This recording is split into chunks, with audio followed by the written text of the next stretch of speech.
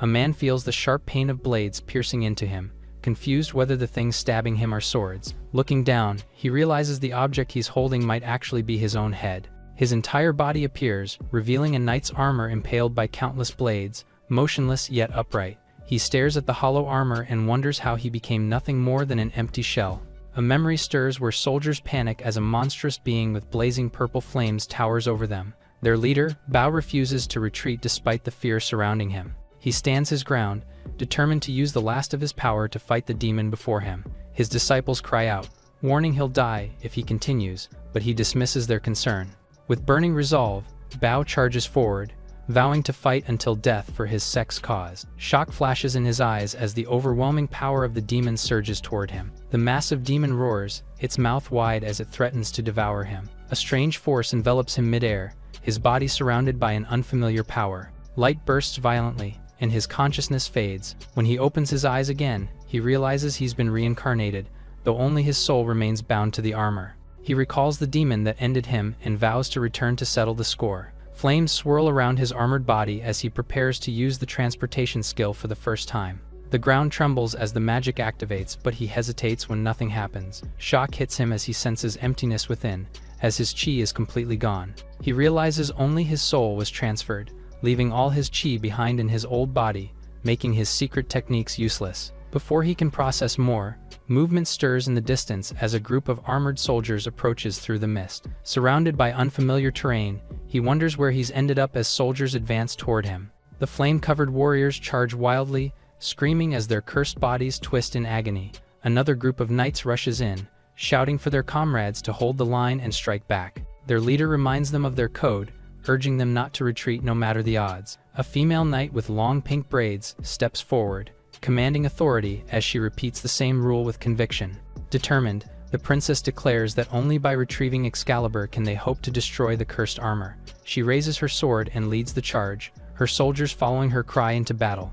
Watching the chaos, he realizes he's landed in the middle of a battlefield where conflict never seems to end. He decides not to interfere, focusing instead on finding a faster way to restore his lost ki. He pauses mid-step, sensing a strange energy coming from nearby. His attention locks onto the princess's blade, realizing it carries traces of chi. Thoughts race through his mind as he deduces that magical weapons in this world might be capable of gathering chi. The princess exhales in relief after surviving the battle as she stands above the fallen bodies. She begins speaking to her soldiers, unaware of the figure watching her. Without warning, he appears behind her and demands her sword, startling her completely. She panics as he reaches for it, trying to explain himself while chaos erupts around them. A knight rushes in, furious and protective, slamming his blade toward the stranger. The knight shields the princess, asking if she's unharmed as she steadies herself. She glances at the armored intruder with confusion, wondering if he's one of their allies. He warns them to stay calm as his helmet tumbles off, revealing there's nothing inside. The princess's eyes widen in shock at the sight of the hollow armor. He quickly fumbles to put his helmet back on. The knights close in, surrounding him with drawn blades. Panic spreads as they shout that the armor is empty and assume it's a cursed being. One knight tries to steady the others, telling them not to fear. He charges forward, mocking the idea that a mere cursed armor could threaten them. Bao stuns the soldier by dodging the strike. Bao notes how sluggish it feels without chi and wishes it could move freely again. The princess leaps into the fray, sword raised, calling out the others for being careless. She strikes fiercely, declaring that cursed armor must be destroyed without hesitation. The blow releases a surge of energy, and Bao instantly recognizes the sensation of chi flowing from her blade. The princess orders her men to stay alert as one of the soldiers steadies himself, admitting his guard was down. The princess glances over her shoulder. A sudden shout rises that the enemy's reinforcements have arrived, swarming the battlefield. The princess rallies her troops, shouting for everyone to fight back with renewed strength. She slashes forward, her movements swift and precise amid the chaos. She dashes ahead fearlessly, cutting through the cursed soldiers with calculated strikes. Watching from behind, the soldiers are in awe of their precision, realizing they're witnessing true battle-hardened warriors in action. They observe the princess and her guard, impressed by how skillfully they fight together. A cursed soldier lunges at her and lands a strike. Carl shouts for her as the cursed enemies swarm, cutting off their path. Exhausted, she realizes her stamina is running out, while the enemies keep multiplying. Before she can react, the enemy forces her weapon to fly. Bao mutters about how his detached head had been a nuisance to recover.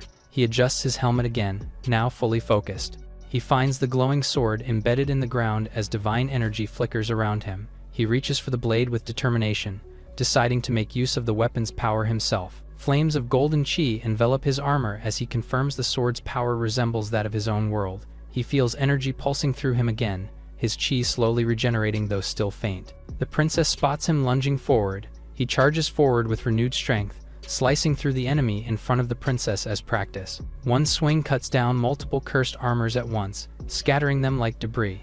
The soldiers watch in disbelief as he turns against the cursed army they thought he belonged to. He moves through the battlefield unhindered, cutting down hordes as if they were nothing but grass. The men stare in awe, realizing his power surpasses even that of Princess Gwen and Carl. Bao remarks that only those without chi would mistake brute strength for true combat skill. As another cursed armor lunges, he focuses on the energy flowing inside its body. With a firm grip, he channels that awareness through his blade. He unleashes a precise counter, striking at the enemy's weak points. When the dust settles, the battlefield falls silent, littered with broken armors as he calmly declares the fight over. Gwen approaches cautiously, still unsure of his intentions. He raises his hand reassuringly, claiming he means no harm. He states his only request, that the magical weapon be given to him as repayment for saving them. As he grips the glowing sword, he senses its immense energy, realizing it could speed up his return to his world. Bao's weapon shatters upon impact, fragments scattering in a burst of light. He examines the broken blade, wondering if his chi wasn't enough or if the weapon itself was too weak. Gwen questions his intentions as he asks for another sword. She observes that although he looks like a cursed armor, he seems capable of reason and shows no hostility. When asked his name, Bao answers simply. She expresses her surprise and asks him if he's an ally or a threat. Bao clarifies he has no intention of harming anyone and only seeks another weapon like the one he lost. Seeing his neutrality, Gwen proposes forming an alliance to achieve their mutual goals. She explains their mission to reach the distant castle, said to contain the legendary Excalibur capable of ending the cursed armor calamity. She promises to grant Bao anything if he helps them reach it. Her knight objects to the idea of trusting a cursed armor, but Gwen insists, acknowledging Bao's power and the fact that he had saved their lives when no one else could. She quiets her men as they approach the castle, letting them know of her plan to deal with him later once they secure Excalibur. Gwen turns to Bao and asks him what he thinks. Hearing the name, he wonders if Excalibur might be another magical relic worth investigating. With confidence, he tells them to move out, leading the way into the battlefield. He watches the fallen cursed armors and compares them to the weak monsters of his own world. He muses that if his chi were fully restored, the journey would have been effortless. Together, they advance toward the towering castle, and the princess looks up and realizes they've finally arrived. Inside the dark entrance, she orders her men to stay alert as Bao inquires about the origins of Excalibur.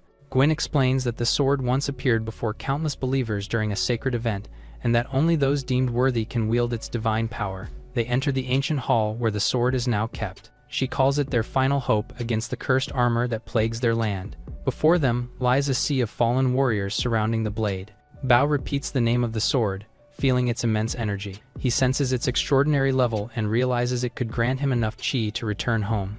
Gwen steps forward in awe, realizing she stands before the legendary weapon. She recalls the legend that only the true king can pull the sword free and end the curse. The field of fallen armor reminds her of those who failed to claim it through the ages. Quietly, she admits her doubt, fearing she may be unworthy to wield such a sacred relic. Her anxiety grows as she imagines sharing the same fate as the fallen warriors before her. Yet, despite her fear, she resolves that only Excalibur's power can save their world. Believing destiny has led her to this moment, she grips the sword's hilt. Holy light bursts forth as the sacred weapon responds to her touch. The ground trembles and energy surges violently. As she grips the sword, Gwen screams in pain as she realizes the weapon is draining her life force. Despair fills her eyes as she wonders if she has failed the test of Excalibur. One of her knights rushes forward, shouting for her to release it before it's too late. A hand grabs her from behind. Bao dashes in and pushes her away, forcefully knocking her away from the sword. Carl catches her as she collapses. They look on in shock as Bao grips the Excalibur himself without hesitation.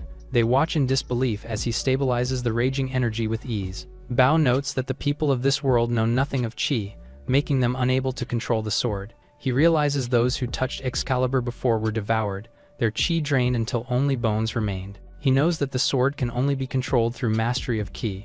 Gwen watches in awe while Bao snaps her out of it, warning her to stay alert. He asks her to focus on the swarm of cursed armors charging towards them. Gwen quickly commands her soldiers to prepare for battle. She rallies her knights, instructing them to strike down the cursed armors first. As the clash begins, Bao shouts for her to be careful. A massive cursed armor, towering above the rest, smashes through the walls with monstrous strength. The soldiers identify it as the grizzly bear's cursed armor, its power shaking the ground. Bao senses their struggle and decides to speed things up. He notes that Excalibur's greed for chi is immense, devouring all energy in its reach. He compares Gwen's weapon to Excalibur, noting hers is merely a simple magical blade that can be wielded by anyone, even those unfamiliar with ki. His grip tightens as he boasts that fate has chosen the strongest chi practitioner to wield it.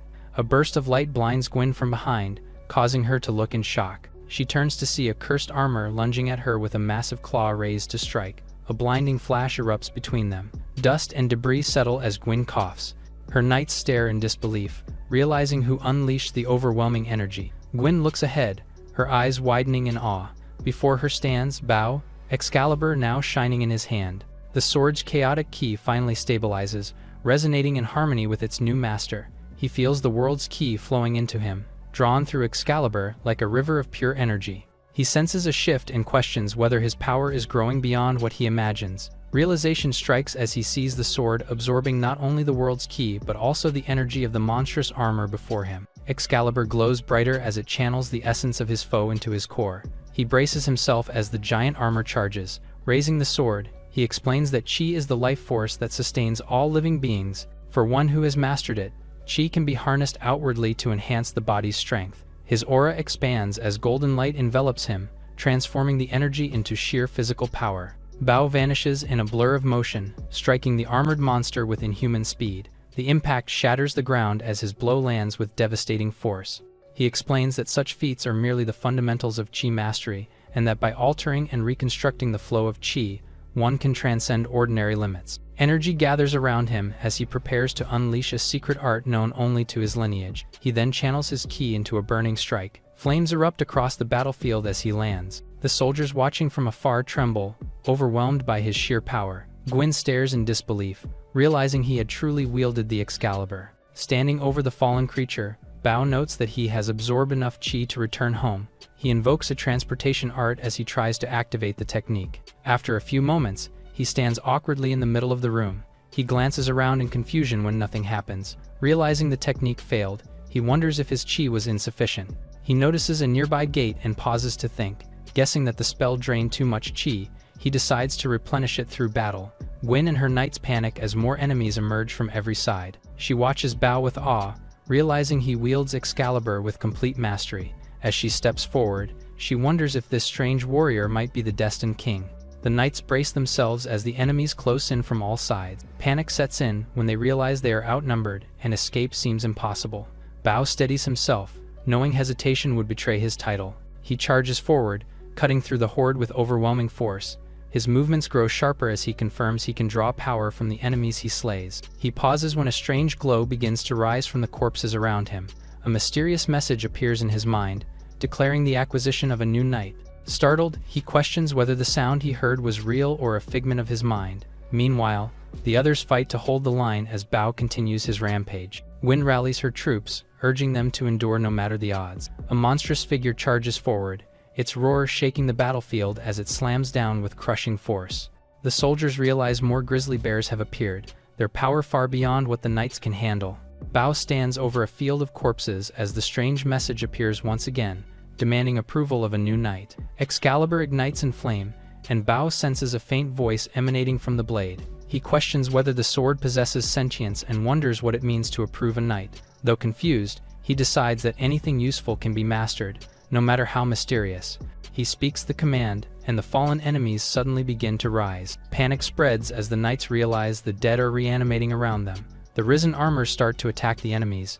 Gwen's eyes widen in disbelief. She watches in shock as the cursed armors begin turning on one another. She spots Bao with holding the ignited sword and wonder about his appearance. Gwen starts to wonder if the fallen armors are now moving under Bao's control as if bound to his will. He calmly confirms what she suspects, acknowledging the strange truth. Excalibur's victims not only lose their chi but also their free will, becoming extensions of his power. The others begin to realize the true power of the Excalibur. Gwen recognizes how swiftly Bao mastered the holy sword, his control flawless and terrifying. Awe mixes with fear as she stares at him, her mind flashing back to an old memory. The memory of her younger self surfaces, holding an ancient scroll about the King of Knights. An elder's voice echoes, recounting the tale passed down through generations. The tale unfolds, where the king is said to shine brightest amidst chaos and war. It describes a hero whose might and glory pierce through the heavens, wielding Excalibur to command awe and fear. Young Gwen listens in wonder, believing that the strongest must surely be the king. Her mentor smiles and explains that true kingship requires more than strength alone. The memory fades as the present returns, and her allies call out to her amid the renewed battle. Shocked by what she sees, she learns that Bao and his army of reanimated warriors have turned the tide completely. Encouraged by the reversal, the knights rally and charge forward with renewed hope. Gwen observes how her knights' fear and fatigue are replaced by determination. Bao acknowledges their fighting spirit and realizes they have gathered enough ki to complete their goal. With power surging through him, he raises Excalibur once more, unleashing a brilliant light. Bao channels his gathered chi. A torrent of flame and power engulfs him as he ascends. Revitalized, Bao feels his power returning and his confidence reignited. He calls upon lightning itself, unleashing a devastating strike that obliterates the cursed army below. The strike tears through the battlefield, scattering the remaining foes in a blinding flash. Amid the chaos, Gwen steadies herself and watches, realizing she's witnessing the true power of the King of Knights. Bao stands at the center of the devastation, his brilliance lighting up the desolate field. Gwen realizes how he used the Excalibur to pierce the sky and split it. The soldiers stare in disbelief before erupting into cheers, realizing the battle is finally won. Relief floods as victory is confirmed, the once cursed army reduced to dust. Gwen recalls the words of her mentor about true kingship meaning more than power alone. She watches Bao as she realizes he was also able to inspire everyone's courage and hope. She whispers his name, her eyes filled with awe. She finally understands that he possesses the qualities of a king. As the light fades, Bao senses something strange. He notices that despite absorbing immense chi, the secret technique still refuses to activate.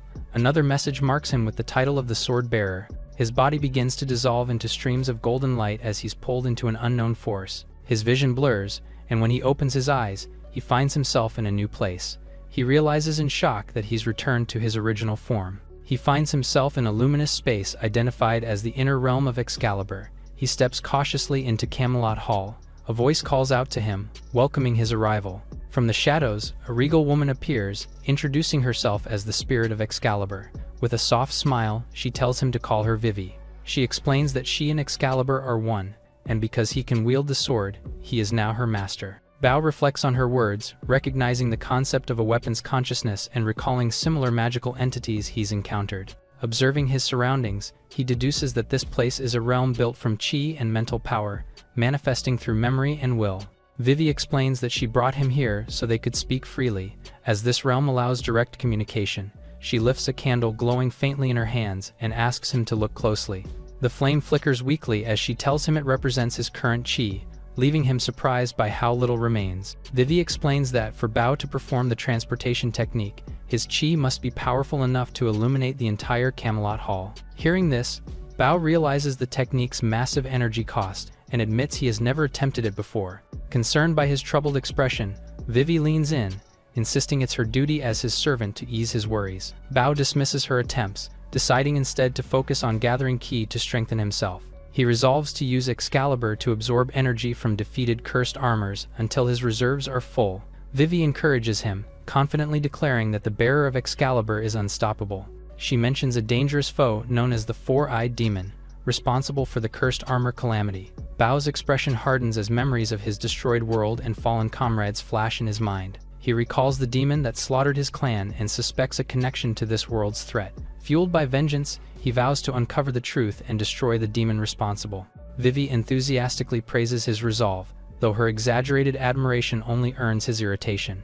Bao instructs Vivi to send him back, and she complies, promising to serve him until the day he becomes king.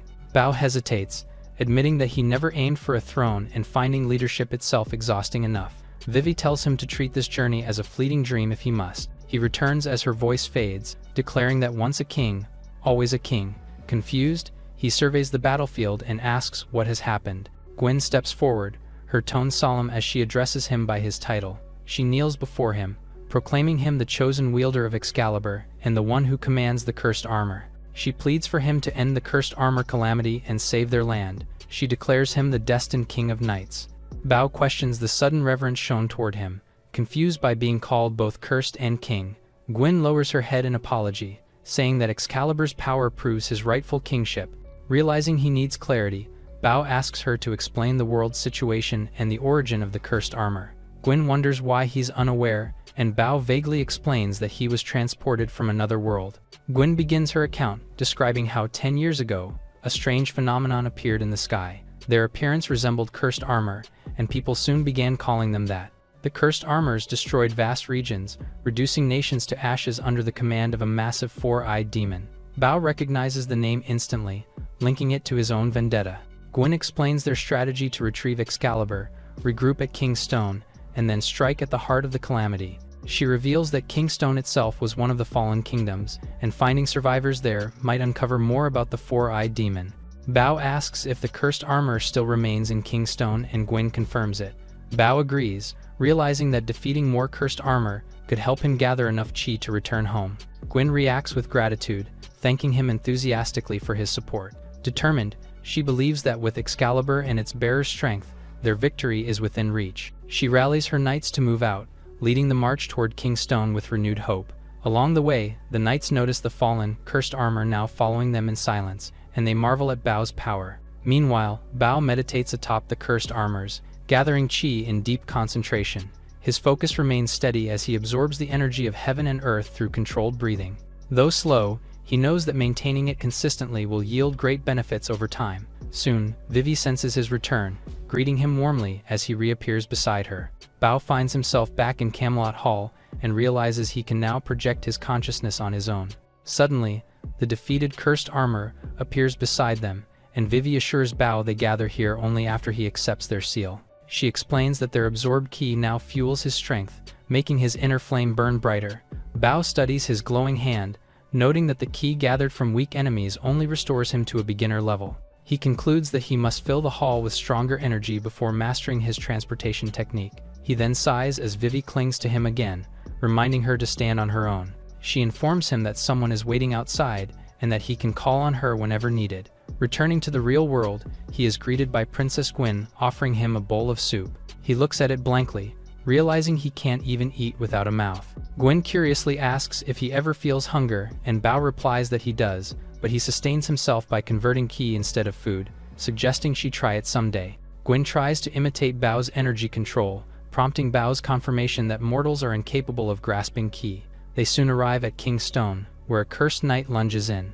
Bao counters with a swift strike. The system notifies him of a new knight under his command, and he immediately grants approval to the seal. Gwyn reports that the area has been cleared, expressing gratitude for his strength. Bao's attention turns to a row of massive statues, and Gwyn explains that they depict the 11 greatest kings who once ruled the land. They were said to have gathered there to determine the mightiest among them, though none were heard from again after the calamity. Gwyn wonders aloud if finding even one of them alive could shift the tides of war. Their conversation is interrupted by distant screams, and they turn to find a group of frightened survivors. Another scream echoes, startling Bao as he turns toward the noise. His reflexes kick in as an armored warrior lunges towards him.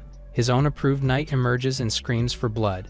The knight drives its weapon towards the ground, acting on the impulse to kill a cursed armor.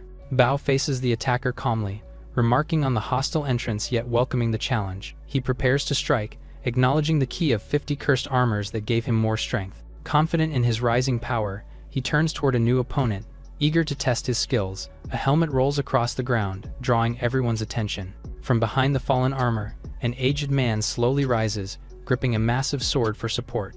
Gwyn's eyes widen as recognition dawns on her that this is none other than Roth, one of the legendary monarchs. The tension breaks as Bao apologizes, realizing it was all a misunderstanding. As they talk, Roth observes Bao's power with unease, and Gwyn confirms that Bao can freely control the cursed armors. Bao, meanwhile, wonders aloud if this old man is truly one of the kings, remarking on how different he seems. Gwyn recognizes him as the most influential of the 11 monarchs who once ruled the continent. Roth smiles softly, recalling holding Gwyn as a baby and expressing surprise that she hasn't changed. Soldiers whisper among themselves, astonished that the legendary king who built the nation with Gwyn's father still lives. Gwyn apologizes for the misunderstanding and expresses admiration for his endurance in fighting the cursed armors alone. Filled with hope, she pleads for him to join their cause in finding the remaining kings and ending the calamity. Roth's expression darkens as he reveals that the 11 kings once united, but their alliance fell when the cursed armor army annihilated them. His tone grows grim as he admits pride in Gwyn's resolve, yet warns that the cursed calamity itself is far more terrifying than she realizes. Roth's voice echoes through the ruins as he declares that the cursed armor calamity is unstoppable. Gwyn freezes in place, her expression blank and lifeless as the weight of his words sinks in. Gwyn repeats Roth's claim that the cursed armor calamity cannot be stopped. Roth explains that even the combined strength of the 11 kings failed, leaving no one capable of standing against the cursed army. Bao and his allies question how powerful the cursed armors truly are, while Roth admits that every knight has fallen, leaving him as the last survivor. Gwyn trembles in shock, unable to grasp the scale of the devastation.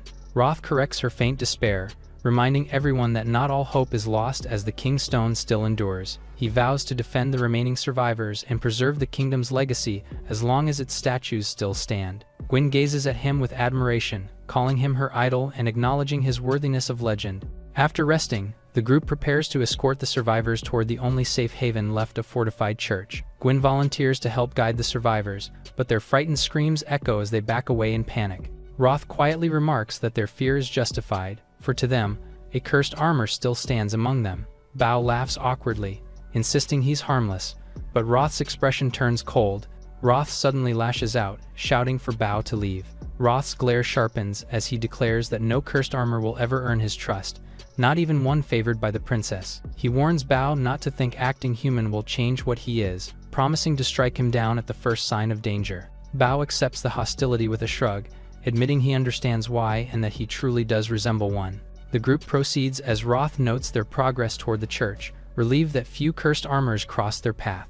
Gwyn explains that it's because Bao eliminated every nearby cursed armor on his own. Gwyn and the others thank him for his effort, while Bao explains he kept his distance to make everyone more comfortable. Gwyn, puzzled, asks why he continues to help despite Roth's animosity. Bao replies simply that he holds no resentment, understanding that a king who risks his life for his people deserves respect. He explains that the survivors unknowingly drew in the cursed armors, giving him the chance to harvest their energy for ki. He notes that the enemies now pose little challenge to him. A cursed armor lunges at him from above, its movements fast and aggressive. The creature stands tall, its aura flaring. He quickly realizes this one is different, wielding its weapon with human-like precision.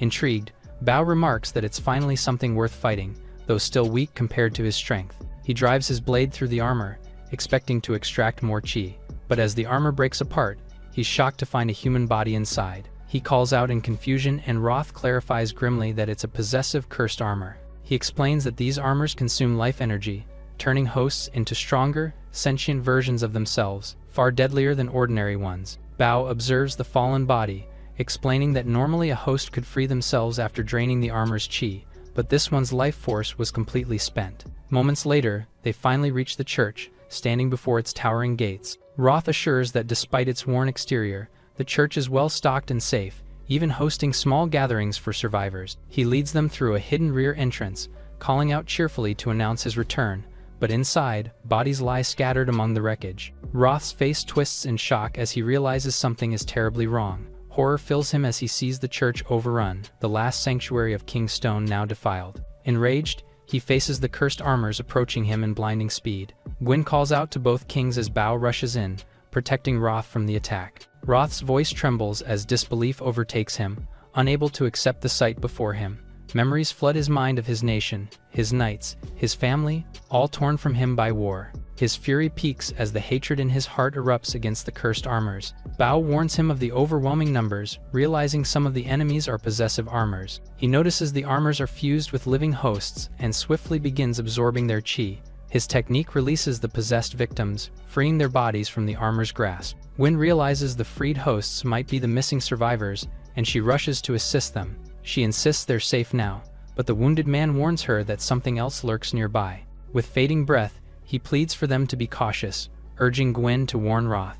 Bao reports that most of the cursed armors have been destroyed, and many survivors restored. Bao calls out to Roth, but he mutters obsessively, consumed by thoughts of the cursed armor. Suddenly, he lunges at Bao, roaring the words like a curse and attacking with terrifying strength. Bao senses a dark energy radiating from Roth's body, stronger and more chaotic than before.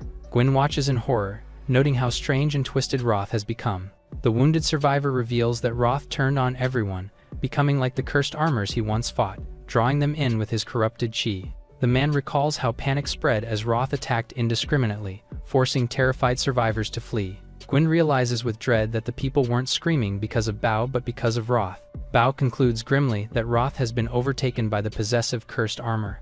Bao recognizes the aura surrounding Roth and confirms without doubt that he's been overtaken by cursed armor. He realizes Roth's armor radiates a level of corruption and power unlike any he has faced before. Gwyn watches in disbelief as Roth charges forward, consumed by madness and hatred toward anything tainted. Roth roars his vow to destroy all cursed armors. Bao steadies himself, noting that Roth still shows faint traces of awareness. Determined, Bao readies his blade, shouting that he'll bring Roth back to his senses. Bao clashes with Roth head-on, their weapons colliding with explosive force. Bao notices his blows barely leaving a mark on Roth's armor since his transformation has wrapped his entire body in chi, making him nearly impervious to normal attacks. With a thunderous roar, Roth unleashes a massive surge of energy, forcing Bao back. Gwyn watches in horror, realizing Roth has become something far beyond human. Bao steadies himself, muttering how the armor's defensive might rivals its offensive potential. Accepting the challenge, Bao channels his own chi, his sword glowing with focused energy. Chi bursts from his blade as he charges forward with a devastating flying slash. The impact lands, but Bao's body trembles, paralyzed by the recoil of Roth's overwhelming energy. Bao pushes through the numbness, shouting as he swings again. Bao strikes with force, reminding Roth of the noble king he once was. He recalls his own past, shouting that he too once led loyal warriors who fought for their people. His voice trembles with frustration as he demands to know what led Roth to fall so far. Gathering his strength, Bao vows to awaken the man buried beneath the cursed armor. He unleashes a mighty swing, his energy colliding with Roth's in a blinding flash. The explosion sends both kings flying, their armors cracking under the force. Bao steadies himself, combining his remaining energy into one final strike, accepting that his body may break in the process. He channels his chi, gathering every fragment of power left within him. The air crackles as he invokes a secret technique, sending a blinding surge of golden energy crashing down toward Roth. The dust settles as Bao stands firm just before Roth. He realizes the sacred blade has begun to draw in Roth's chi. Golden flames surge around him as images flood his mind, memories that don't belong to him but to Roth himself. Within those visions, Roth curses his fate, recalling how even a united coalition failed to defeat the four-eyed demon. He remembers the despair of retreat, vowing to survive for the sake of his kingdom, King's Stone. Scenes of chaos unfold as cursed armors swarm the city, forcing Roth to lead his people to the church for safety. His soldiers fall one after another, their cries echoing through his fading resolve. Alone on the battlefield, Roth questions who remains, realizing he is the last defender of his people. His hand then begins to glow with ominous energy as he feels the armor's power creeping toward him. Overwhelmed by rage and desperation, Roth embraces the corruption, convinced it will give him the power to destroy the cursed armors. Roth stands surrounded by glowing figures, thinking that the remaining enemies are all cursed armors. Enraged by their persistence, he vows to destroy them all as his body continues to darken with corruption. His soldiers call out to him in confusion and fear, but Roth no longer hears them. His rage turns against his own men. Roth awakens to a devastated battlefield, his eyes vacant as he searches for the cursed armors that no longer exist. Survivors scream and flee from him, terrified by the monster he has become, while he calls after them in confusion. Bao lowers his sword in silence, finally understanding the truth behind Roth's fall. He realizes that Roth's heart had remained pure, but his will was devoured by the evil chi coursing through him. The survivors gather in disbelief, questioning if Roth's compassion was ever real. Gwyn stares at the fallen king. Bao lowers his weapon, his voice heavy as he admits that the truth behind Roth's fall isn't what it appears to be. He begins to reveal the truth, but his words falter as Roth tells him to run. He warns them to run once more, his tone filled with dread as if sensing something far worse approaching. Bao and Gwyn look up to see the sky twisting open, a blinding purple light forming above them. Gwyn notices the light intensify, but Bao recognizes it as an immense surge of chi descending from the heavens. A beam of energy slams into the city, tearing through stone and sky as Bao shouts for everyone to run. Gwyn demands an answer, struggling to comprehend the overwhelming power. Amid the destruction, a lone figure emerges from the smoke. Gwyn stares in shock, recognizing the silhouette as someone she has seen before. The figure steps forward, his armor ornate and regal, one of the 11 kings and the commander of all armies, Bachi. Bao confirms that Bachi too has become a puppet under the cursed armor's control. Bao rallies everyone to prepare for battle, warning that their struggle is far from over. He senses Excalibur's energy mixing with Roth's lingering chi as Bachi's attack tears through the battlefield. From the storm of destruction emerges hundreds of cursed armors charging in unison under Bachi's command. Bachi chants as the cursed riders rise, vowing that none will survive once the stampede begins. He raises his hand and commands Excalibur to return, summoning the sword with overwhelming force. Bao braces himself, shielding Gwyn and the others from the shockwave of Bachi's power. Bachi demands the blade be surrendered and warns that if they resist, everyone in the area will die. Bao steps forward to confront him, declaring that he will not let Bachi harm his people. Bachi's voice echoes coldly as he accuses Bao of defying the authority of the 11 kings. Bao scoffs at the notion as the system sends a message of a new night. Bao declares that it is time for Bachi to face judgment for his sins. He steadies his stance, calling forth Roth as his warrior. Bachi glares at Roth and demands whether he intends to defy his command as well. Roth steps forward beside Bao, rejecting Bachi's arrogance and preparing for battle. Gwyn and the soldiers realize that the once rampaging Roth now fights alongside them. Inspired by the King's alliance, Gwyn rallies the knights to join the fight. The united army charges forward with renewed determination against the cursed forces. Bachi smirks, acknowledging Excalibur's strength but boasting that his power still surpasses all. He calls forth his ultimate technique, summoning an overwhelming flood of cursed armors. Roth turns toward Bao, and Bao expresses relief, realizing Roth has regained his mind at last. Roth, now fully human again, questions why Bao would restore his humanity after his disgrace. Bao acknowledges Roth's guilt but reminds him that death is not redemption and urges Roth to live and bear the weight of those who once believed in him. As he draws his sword, Bao tells him to atone through action and endurance. Roth asks why Bao still thinks he deserves another chance, and Bao replies that he saw genuine change within Roth's ki. He then brushes it off, saying it's just his personal conviction. He then calls for them to both refocus on the battle ahead. Bachi taunts Roth, reminding him of the time he fled and abandoned the other kings. He mocks him further, claiming pity for his foolishness as he reveals what followed after his escape. Bachi declares that the Four-Eye Lord is the supreme truth and rightful order of the world, and that surrendering to him is the only right call. Roth, now resolute, calls out to Bachi, warning him not to repeat his own mistakes. Bachi only laughs, revealing the horrific truth that his soldiers' souls have become part of his power. Shocked by his cruelty, Gwyn realizes he has sacrificed his own men to strengthen himself. Bao lunges forward, demanding Bachi reveal everything he knows about the Four-Eyed Lord. Bachi parries his attack with a mocking grin, questioning who truly overestimates their strength. Excalibur begins absorbing Bachi's energy, but the dark aura around him shows no sign of fading. Instead, Bao feels his own strength, draining rapidly, struggling to keep up with Bachi's overwhelming ki. His cursed armor army also begins to falter under the weight of Bachi's growing power. Bao recognizes the scale of the threat, noting that Bachi's ki far surpasses his own cultivation stage. Bachi declares that this power comes from the Four-Eyed Demon and demands Bao surrender, declaring him unworthy to wield Excalibur. Before he can strike, Gwyn steps in, cutting through his words. She stands her ground, declaring that the one unworthy of such power is Bachi himself. Bachi narrows his eyes, recognizing her as the princess of Carrion City, a kingdom long destroyed. He mocks her, saying she's blind to the true state of the world. Shadows emerge behind Bachi as he announces the arrival of others. They realize in horror that the remaining 11 kings have returned. Bachi sneers, revealing that all of them now serve under the blessing of the Four-Eyed Lord. Bachi taunts Roth for his delay, saying none of them share his divine swordsmanship.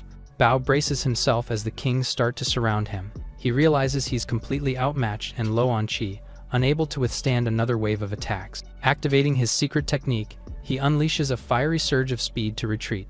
He shouts for everyone to fall back, knowing they stand no chance in their current condition. The cursed kings watch their retreat with disdain, calling them fools for denying the Four-Eyed Lord's divinity. Bachi raises his hands, channeling a massive surge of cursed energy. He declares they can simply retrieve the Excalibur once everything around it is reduced to rubble.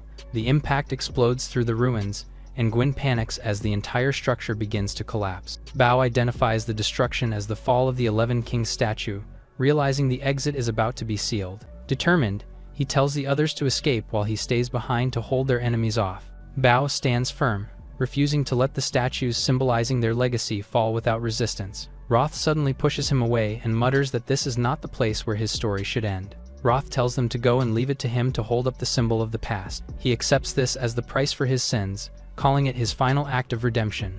As the others flee, Roth's voice echoes, acknowledging Bao as a true king if they ever cross paths again. A memory crosses Roth's mind and his final thoughts thank Bao. As he holds under the weight, he shouts that he believes that if anyone could end it, it would be Bao. He then turns to Gwen. Roth's voice booms through the rubble, entrusting her to become a true knight worthy of her title. Carl calls her and urges her to flee, but her voice is suspended as she calls out to Roth. Faded memories flash of soldiers accusing Roth of deceit and betrayal. Gwen rejects their claims, realizing Roth's resolve had never wavered from the start. Beneath the fallen ruins, the cursed kings mock Roth's resistance, confident they'll overtake the others soon. Roth laughs weakly, surprising them with his calm acceptance. Roth admits he's amused by the irony of their long-standing rivalry, only to learn the true king was never one of them. One of the cursed kings mocks Roth, questioning if Bao truly possesses the worthiness of a real king. Roth admits his belief may sound baseless, but it's something he deeply feels. With fierce conviction, he declares that mortals could never comprehend what truly defines a king. Meanwhile, Bao and Gwen continue their escape across a barren field, the cursed army closing in. Bao realizes they can't keep fleeing forever and needs a place to recover his chi. Gwen recalls an abandoned castle nearby where they can take refuge. Her thoughts drift to Bachi's words about her homeland, a place that fell to ruin under the cursed army's attack. She leads them toward the remains of her homeland, the place she once called home. The cursed kings realize Bao's group has escaped and remark on Roth's unexpected interference. Their leader orders King Ullens to locate Excalibur's position immediately. Ullens senses faint traces of chi and reports he can only discern the general direction. Their leader dismisses the limitation, declaring that escape is impossible regardless. The tense moment breaks as one of the kings strikes a dramatic pose, earning confused looks from his allies. He admits he was only trying to look cool, lightening the grim mood. Elsewhere, at the outskirts of King's Stone, Bao suddenly collapses, and his armor shatters apart. Gwen and the others panic, recalling he was meditating to restore his chi moments before. They rush to reassemble him, while Bao complains about the noise. His spirit reappears in a serene chamber, his soul returning to its inner realm. Suddenly, Vivi bursts into tears nearby and dramatically mourns the recent events. Bao looks at her skeptically, questioning whether she's actually cursing him instead. Bao admits he miscalculated, realizing there are far stronger beings in the world than he expected. He reflects that the enemy's desire for Excalibur is relentless, and he vows to strengthen his chi drastically to stand a chance against them. He notes that his current ki reserves are pitifully low, and Vivi confirms that the surrounding darkness mirrors that depletion. She explains that Camelot Hall once teemed with cursed knights, but now stands eerily empty. Vivi continues, revealing that the sealed knights within Excalibur are directly tied to his life force. His excessive use of chi in battle had drained their strength, causing them to fade. Bao worries whether the chi stored for his return to his world has also been lost. Vivi laughs and proudly reveals it's still intact and safe within her possession. She explains that she chose to draw from his life-sustaining ki instead of the reserve which led to his exhaustion. She apologizes half-heartedly for the result, while Bao sighs in relief. He declares that sacrificing some life force is worth it if it means avenging his fallen comrades. Examining the device, Vivi proudly reveals she redesigned it herself, raising its capacity and improving its form. She explains that even though he's out of chi, his battle with Bachi expanded his inner reserves. Bao reaches out toward the chi flame. The moment his hand touches it, a powerful surge of energy bursts forth, engulfing both him and Vivi in flames. Vivi observes his growing power and recalls that the upper limits of cultivation mirror the stages of the technique. Breaking through these limits allows the cultivator's stage to stabilize. Bao assesses his progress, and the flames reveal his advancement, the 7th stage of chi cultivation. Vivi is awed by the display, but Bao downplays it, noting that his total ki remains too low to wield the full potential of this stage. However, he vows that if he can absorb enough ki to reach the 8th stage, he will finally be recognized as a true master. Vivi playfully offers to assist him with his breathing technique, and Bao insists that standard cultivation is too slow.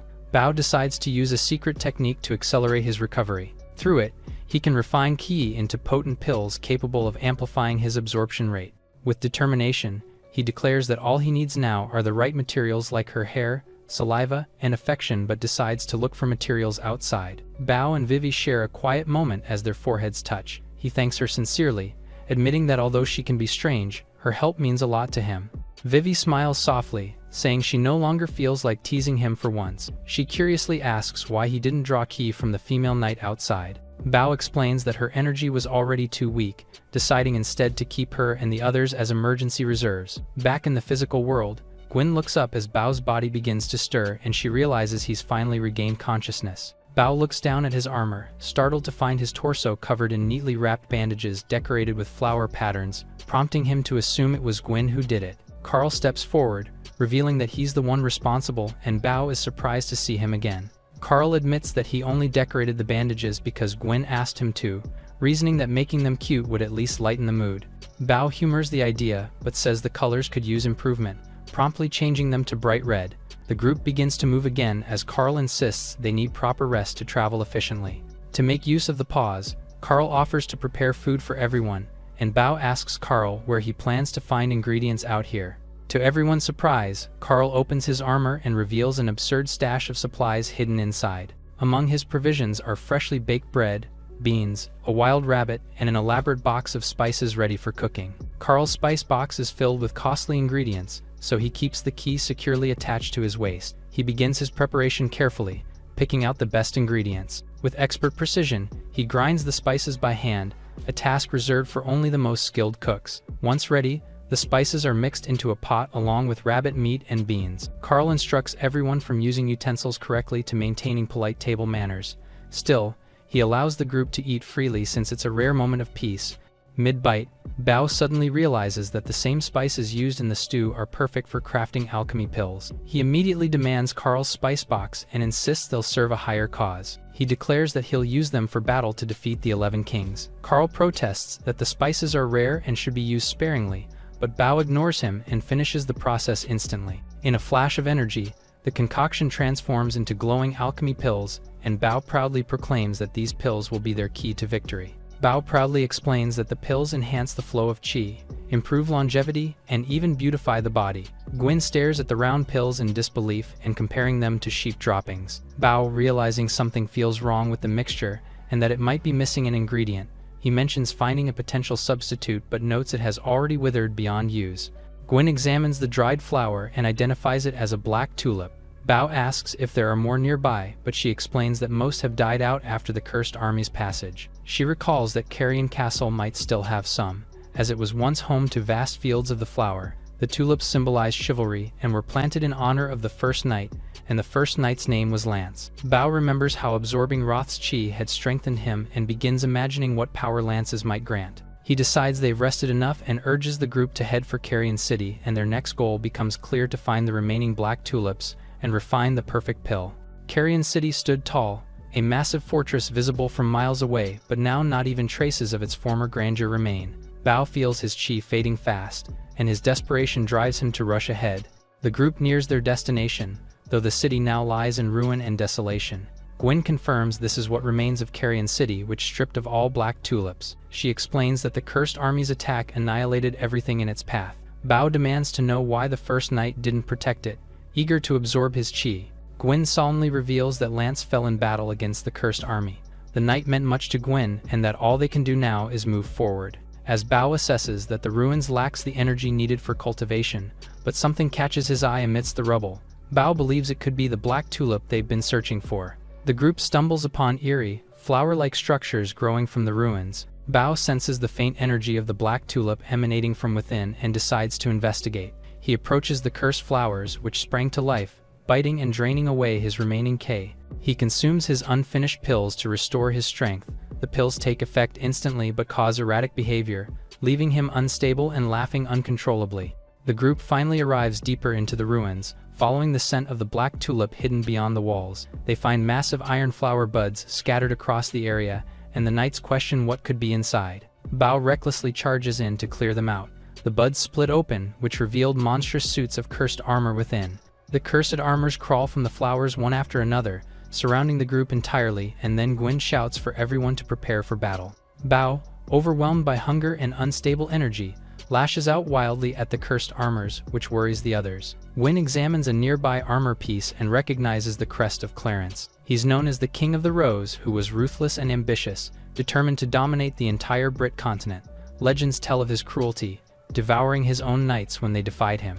he became known as a monster. Gwyn connects the dots and concludes that the strange energy emanating from the ruins must be Clarence's doing.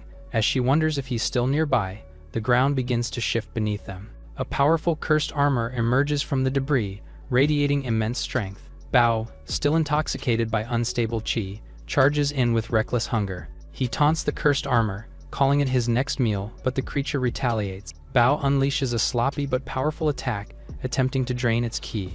His energy bursts wildly as he strikes, clashing with the monstrous opponent head-on. The cursed armor clashes blades with Bao and realizes too late that his opponent can wield sword technique. The armor lunges past him, its blade aimed directly at Gwyn. Her allies shout in warning as the monster closes in, and they rush to shield her, blocking the strike at the last second. The cursed warrior steadies itself, relentless in its assault. Gwyn grows frustrated by their persistence. She grits her teeth, recognizing it as the same one that nearly struck her moments ago. The cursed armor leaps toward Gwyn, who steps in and shields her with his body. The cursed armor begins attacking its own kind instead of them. Bao watches closely, recognizing a strange, controlled struggle within it. The armor trembles violently as it suppresses the evil qi coursing through it. Cracks spread across its body, and the corrupted shell begins to fall apart. Beneath the fragments, a red gleam starts to emerge from within. The knights recognize the distinct crimson armor and freeze in astonishment. A powerful light erupts, revealing a familiar figure standing amidst the wreckage. The group realizes his fighting stance and weapon style are unmistakably similar, and they are left wondering if he truly survived. Gwyn steps forward, tears welling as she recognizes the knight before her and calls his name. The knight kneels weakly and calls her. The knight asks Bao if he's alright, but he's too weak from hunger caused by the pill's side effects. He collapses dramatically, groaning about starvation while clinging to Carl by accident. Carl shoves him off, irritated, and reminds him that the Gwyn's attention isn't his to have. Nearby, Gwyn sits beside Lance, who's still regaining strength. Lance suddenly lashes out, shouting about honor and sacrifice as his behavior grows erratic and others hesitate to approach him. Bao observes that Lance only seems to recognize Gwyn, who pleads for him to stop. Bao questions how he's still alive when everyone believed him long dead, which also left Gwyn questioning. Bao senses an immense amount of evil qi from Lance's body, which came from Clarence. Lance must have faced Clarence in battle, lost, and been possessed instead of killed. The evil qi within him has been fighting his own for years, which left him unstable. Even in his corrupted state, he instinctively protected Gwyn without hesitation, which made her realize that Lance hasn't changed at all. Bao notices Gwyn's calm demeanor and wonders how she can stay composed after seeing Lance alive. She lowers her gaze, recalling how Lance always taught that sacrifice was the highest form of honor. He believed his death should be celebrated, not mourned, and she carries that belief with her still. The knights shift their focus to helping Bao, who is fixated on Lance as a potential source of energy. He charges forward, declaring his intent to drain Lance's qi, and Lance counters his attack even in his corrupted state. Lance suddenly challenges Bao, demanding to know if he's willing to die for his honor. Bao hesitates, giving an uncertain answer that depends on the situation. His hunger wins over reason, and he furiously orders Excalibur to drain Lance's energy. The sword fails to do so, overwhelmed by the strength of Lance's qi. Lance declaring that Bao lacks any sense of honor and that he would never recognize him. Bao complains about how troublesome the black tulip has been to obtain, while also absorbing Lance's qi proves to be just as difficult. The battle intensifies, officially marking the clash between Bao and Lance. Bao looks at his weakening energy and wonders if he, the sect leader, is truly going to starve to death in this world. Gwyn rushes to Bao's side as he collapses from exhaustion. Lance scoffs, calling him weak and dishonorable while questioning why Gwyn worries for someone like Bao. She defends Bao, revealing that he is the wielder of Excalibur and a candidate for the throne. Following Bao's words, they locate the cursed flower buds and the black tulips growing just behind them. But before they can react, a swarm of cursed armors rise again, covered in black tulips. Gwyn commands the knights to split up, ordering half to protect Bao and orders Lance to follow her. Lance struggles to accept that Bao could truly be the chosen king, while Gwyn observes that his unstable state differs him from his past. She tries to calm Lance, reminding him that she saw Bao draw Excalibur herself. Gwyn explains how Bao channeled the sword's power to command the cursed armors with overwhelming force and how he wields beyond human comprehension. Gwyn left questioning about the remarks of Lance on how dangerous it will be if it's true what she said. Lance declares that a man without honor is dangerous, capable of committing great atrocities. He vows never to trust anyone unwilling to sacrifice for what is right, reaffirming his own devotion to honor. Gwyn looks down silently, her expression heavy with thought. She finally responds, saying a true king inspires courage and hope, reminding him of his own teachings, and she recalls how Bao did the same. Lance questions whether Bao can truly control Excalibur's power, while Gwyn explains that his strength is drained and that he needs time to recover his chi. Lance reluctantly accepts, deciding to wait until Bao has fully recovered before judging him. Gwyn mentions that the black tulips can help in refining the pills needed for recovery. As they fight off more cursed armors, Lance agrees to examine Bao after his recovery. He warns that if Bao does not possess the qualities of a king, he would execute him.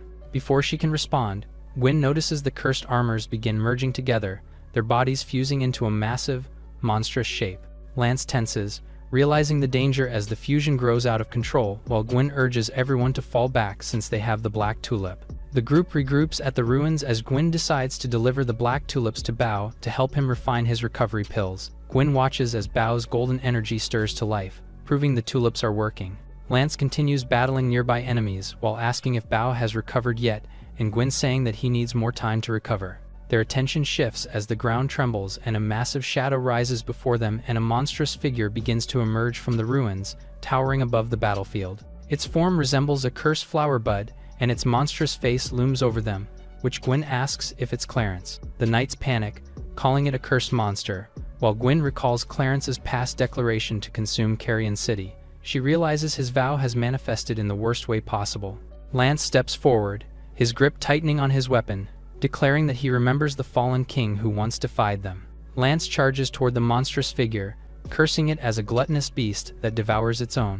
The monster swings its massive claws as explosions of force erupt around him. Gwyn steps forward and declares that Bao still needs time to recover, deciding to hold the line herself. Her eyes burn with conviction as she calls Carrion City her home, no matter how ruined it has become. She refuses to let the monster desecrate what remains of it. The two knights stand together, exchanging words as the beast looms over them. Lance surprised by how much Gwyn has grown stronger and her thanking him for his guidance. 8 years ago, the Carrion City's towers stand tall under a peaceful sky. In the bustling streets, townspeople chatter excitedly about a renowned knight known across the kingdom.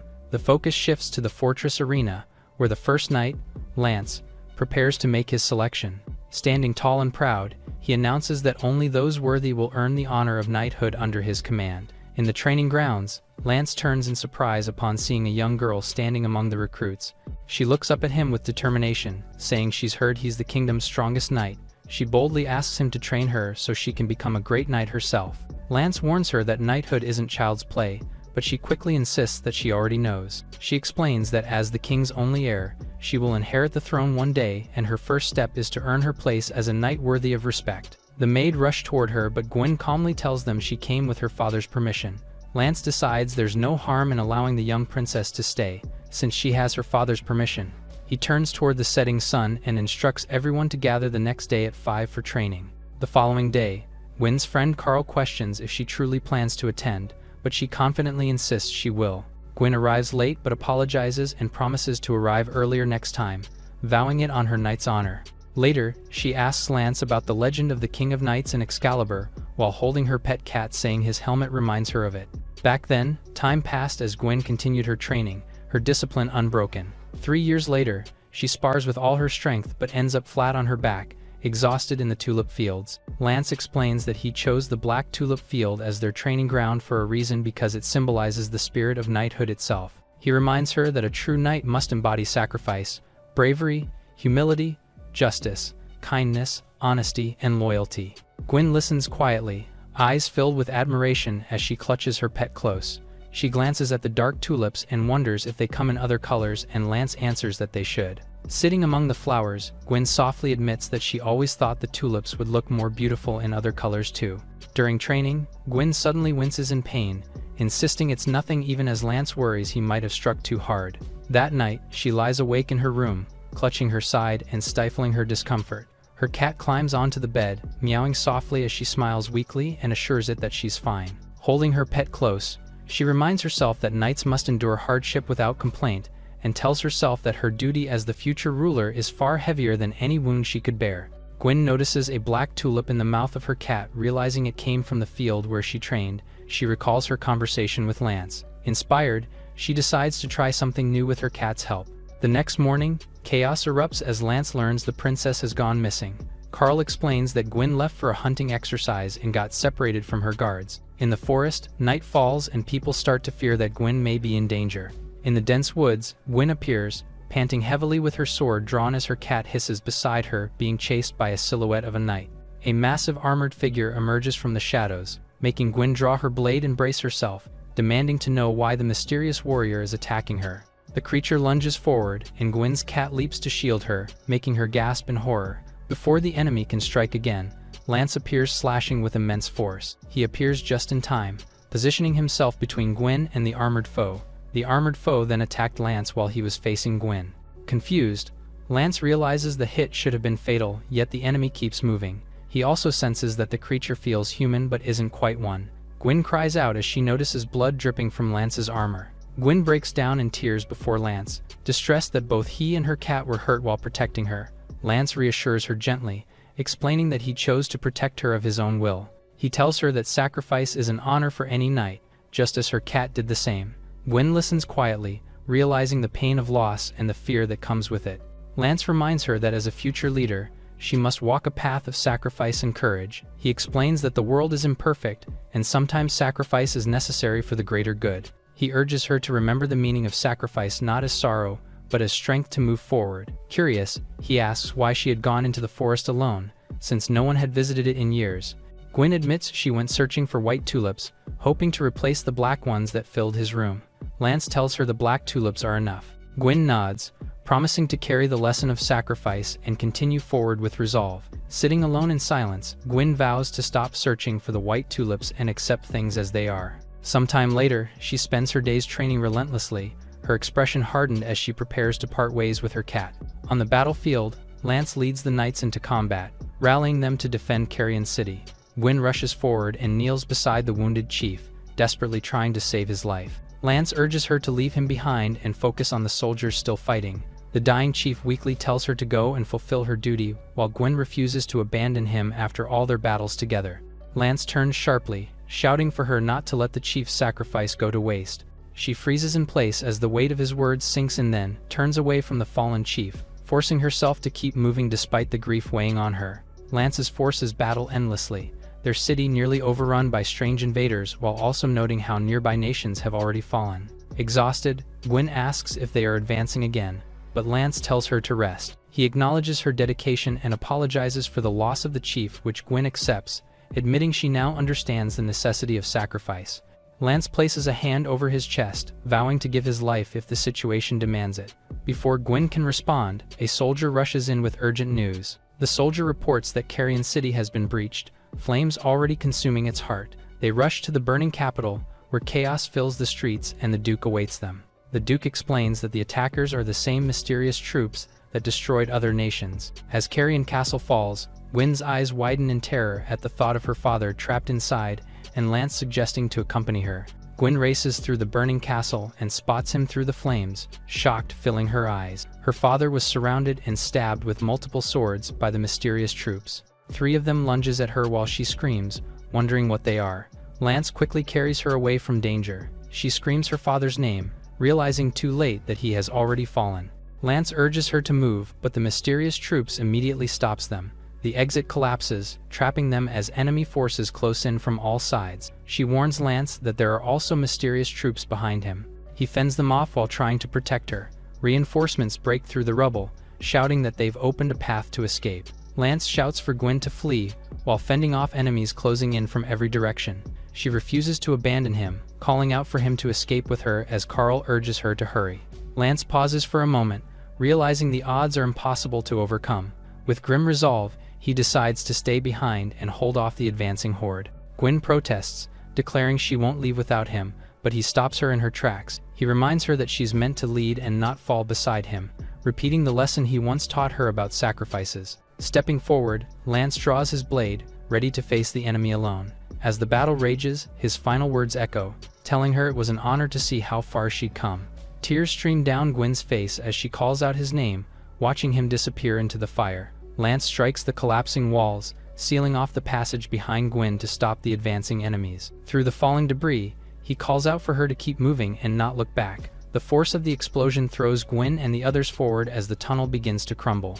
Coughing through the dust, the soldiers realize Lance destroyed the wall to block the exit and buy them time. Gwyn kneels amid the ruins, trembling as she thinks of her father, her city, and Lance's final stand. The surviving knights beg her to lead, reminding her that the king has fallen and the burden now rests on her shoulders. Lance's voice echoes in her mind, his words about sacrifice and honor replaying with painful clarity. She remembers his final command to move forward no matter what loss she bears. Regaining her composure, Gwyn orders the remaining troops to gather the survivors and flee through the black tulip fields. With one last glance at the burning city, she shouts at her allies to continue moving forward. Now, she finds herself once more beside Lance, fighting shoulder to shoulder. He shouts orders with his usual conviction, vowing to protect her no matter the cost, even as she senses something off about him. She also thinks that they only have to wait for Bao to recover. Bachi observes the chaos and declares that Excalibur lies within reach and commands his forces to kill whoever stands between them and the blade. Gwyn stands beside Lance before a monstrous creature, realizing how surreal it feels to fight alongside him again. Despite knowing that the cursed armor brings ruin, she believes there must still be a way to end its power. Three dark figures emerges from the darkness. Gwyn and Lance both turn to Bachi, making them wonder why he would chase them all the way. Bachi calls out to Gwyn, demanding Bao, who wields Excalibur. Lance steps forward, ordering the enemy to stay away from her just as he clashes blades against the cursed armors. Bachi senses the monstrous Clarence's ki devouring wildly and consumed by uncontrollable urges. Bachi commands him to stop, reminding him that his power was given for the sake of their lord's grand purpose. Together, they vow to exterminate all opposition and seize Excalibur once and for all. Gwyn realizes that Clarence has fallen under the enemy's control, cursing the turn of events. She watches in dread as multiple corrupted kings rally under one banner, their overwhelming might making victory impossible. Desperate, she turns to Lance, who quietly accepts that staying to fight would only lead to their deaths. Lance decides to destroy the castle, collapsing it to block the enemy's pursuit and buy them time to flee. He orders the soldiers to escape as the ground trembles and debris fills the air. The group flees through the forest, with Gwyn checking anxiously on Bao, who remains unconscious. Behind them, the cursed armors close in, their metallic march echoing through the trees. Gwyn realizes Lance is missing, only to learn he stayed behind to hold off the kings. She understands with horror that he intends to repeat his past sacrifice for her sake. Refusing to abandon him, Gwyn tries to turn back, but the soldiers stop her, reminding her of his last order, which is to keep moving forward in his honor. Surrounded by cursed armors, Gwyn trembles in anger and grief, realizing nothing has changed from the tragic past she hoped to escape. She recalls Lance's final words about his sacrifice, torn between duty and the pain of losing him again. As enemies close in, she questions where she can possibly go, her resolve shaken amid the chaos. She fends off a sudden attack but struggles to maintain her footing as the battle rages on. A radiant golden light bursts forth, revealing a mysterious glowing tortoise-like form. Bao argues that it's not a tortoise but the completed chi manifestation, signaling his awakening. Gwyn looks on in relief as Bao rises, alive and fully recovered. He credits the black tulip and his own stored chi pills for hastening his recovery. Assessing the situation, Bao senses the ominous energy of the pursuing kings closing in. His expression hardens as he detects Lance's fading presence, realizing they left him behind to face death alone. Gwyn denies abandoning Lance, but Bao senses the hesitation in her chi. Feeling her turmoil of loss and regret, she admits that Lance always believed sacrificing himself was the greatest form of honor. Bao presses her further, pointing out that her hesitation lies in choosing between duty and the man she refuses to lose again. Tears stream down her face as she recalls Lance's words to remember his sacrifice and turn sorrow into strength. Bao tells her the sacrifice means death, while she replied that Lance thinks differently. He challenges her with a piercing question, asking if she truly intends to let him die this time. Gwyn's mind echoes with Lance's voice, and she breaks down, shouting that she could never allow his death. Her determination reignites as she stands tall, vowing that honor means nothing if it costs his life. She runs back toward the battlefield, shouting that she's going to save Lance, despite the protests behind her. Bao assures his men that Gwyn's hesitation is gone, her chi now steady and resolute. Empowered by conviction, he declares his arrival, his aura blazing with golden light. Bao rushes through the chaos toward Lance's location to not let him die to absorb his chi. A surge of energy sweeps across the battlefield, revealing Excalibur's chi rapidly approaching. Lance lunges at his foe, striking before the enemy can react. The corrupted knight mutters in disbelief, questioning if this chaotic clash could even be called a duel. He mocks Lance for his ideals, calling him a foolish knight blinded by pride and duty. The battle intensifies as Bao clash with the enemy to block a strike about to hit Lance. Amid the chaos, Lance recognizes Bao's arrival, both exchanging brief words mid-combat. Bao asks Lance to be absorbed by his Excalibur. Lance scoffs, saying that wielding Excalibur alone doesn't make one a king. He charges forward while criticizing Bao for failing to prove worthy of the blade's power. Lance insists that a knight's true honor lies in sacrifice, even at the cost of death. Bao counters fiercely, asking if Lance ever thought of how Gwen feels about his willingness to die. He argues that Lance's so-called honor only brings pain, calling his ideals selfish and hollow. Bao admits he no longer shares those ideals, saying he once fought for sacrifice, but now fights to live for those he cares about. To him, surviving and moving forward with loved ones is a pride far greater than dying for glory. Bachi mocks their conviction, recalling Bao's humiliating defeat in King's Stone and summoning his power. Bao, who is overflowing with ki, readies Excalibur once more, and his energy radiates brighter than before. He swings the blade with renewed strength, asking if this was the power Lance once spoke of. Both Lance and Bachi surprised by how much power the Excalibur now holds. Bao reflects on how Gwen's trust has given him purpose, reminding him of what he must protect. He asks Lance to fight by his side, believing their goals are the same. Lance admits their strength alone isn't enough and agrees that uniting might be their best chance. Accepting Bao's resolve, he acknowledges his worthiness to wield Excalibur and agrees to follow his plan. Though their ideals differ, Bao says that mortals may never understand true honor as he does. Despite their differences, he pledges to fight beside Bao for now. Their alliance is sealed as a message signifies Bao's approval of his new knight, Lance. Bachi mocks their alliance, confident that their combined strength is still meaningless before his power. Lance lunges forward, shattering the enemy's defenses, surprised to feel his strength surge mid-battle. Bao explains that their connection to Excalibur allows his ki to flow into Lance, amplifying his might. Lance admits he hasn't fully submitted to Bao's command yet, but notices his thoughts clearing as fragments of memory begin to return.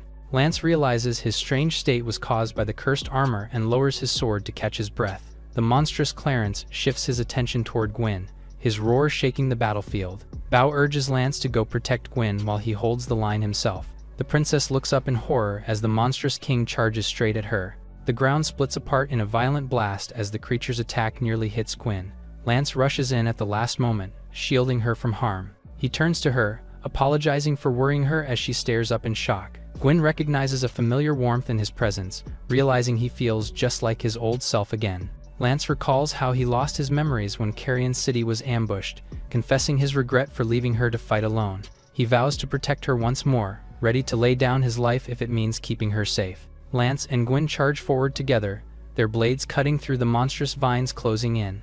Gwen refuses to accept his talk of sacrifice, vowing to fight by his side. Above them, Clarence gathers immense dark energy, his power forming a massive core.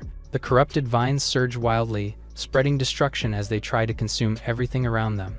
Lance pulls Gwen close, warning her of the danger and calling her naive for underestimating their foe. He tells her that sacrifice is inevitable in a world as cruel as theirs, preparing to face the monster head-on.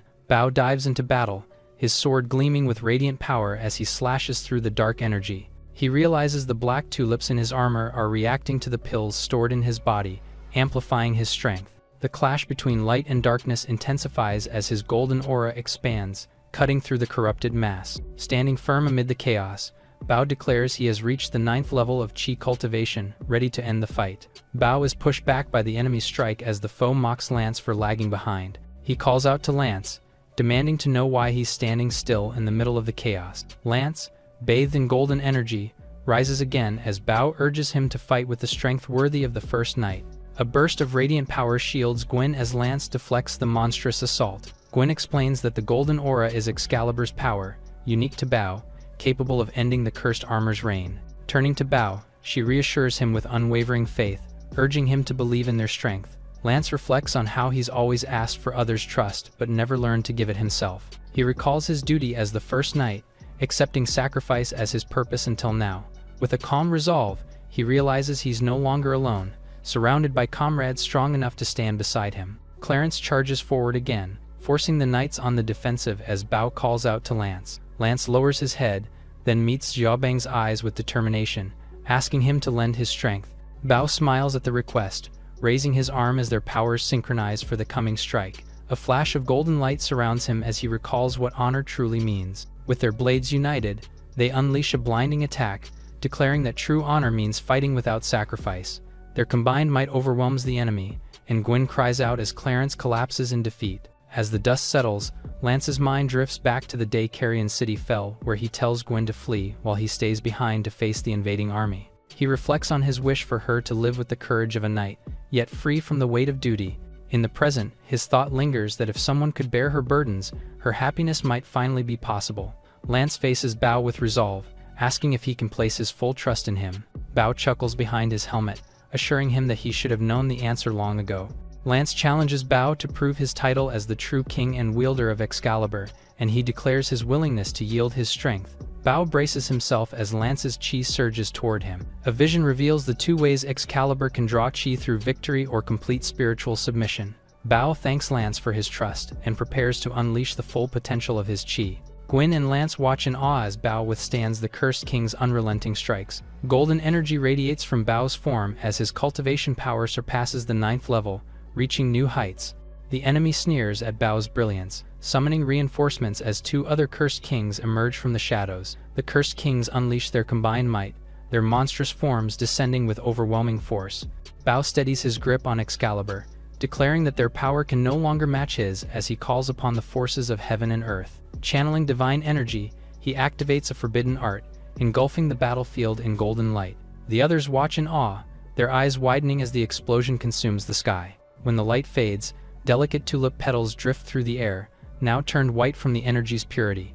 Lance explains that they were once black tulips he had brought, now transformed by Bao's divine aura. Gwyn gazes at the petals falling softly around her, smiling faintly as she whispers that such a sight feels like hope itself. Gwyn smiles with relief as light breaks through the battlefield, realizing their long struggle has finally ended. Among the debris, Clarence's body is revealed shrunken and frail after the corruption leaves him. Bocce vows that his devotion to the four-eyed demon will not be in vain. Gwyn gasps, realizing the Cursed King still clings to life and power. The air trembles as a massive force gathers, and a dark army begins to emerge from the horizon. Confused and fearful, Gwyn wonders if new reinforcements have arrived to turn the tide again.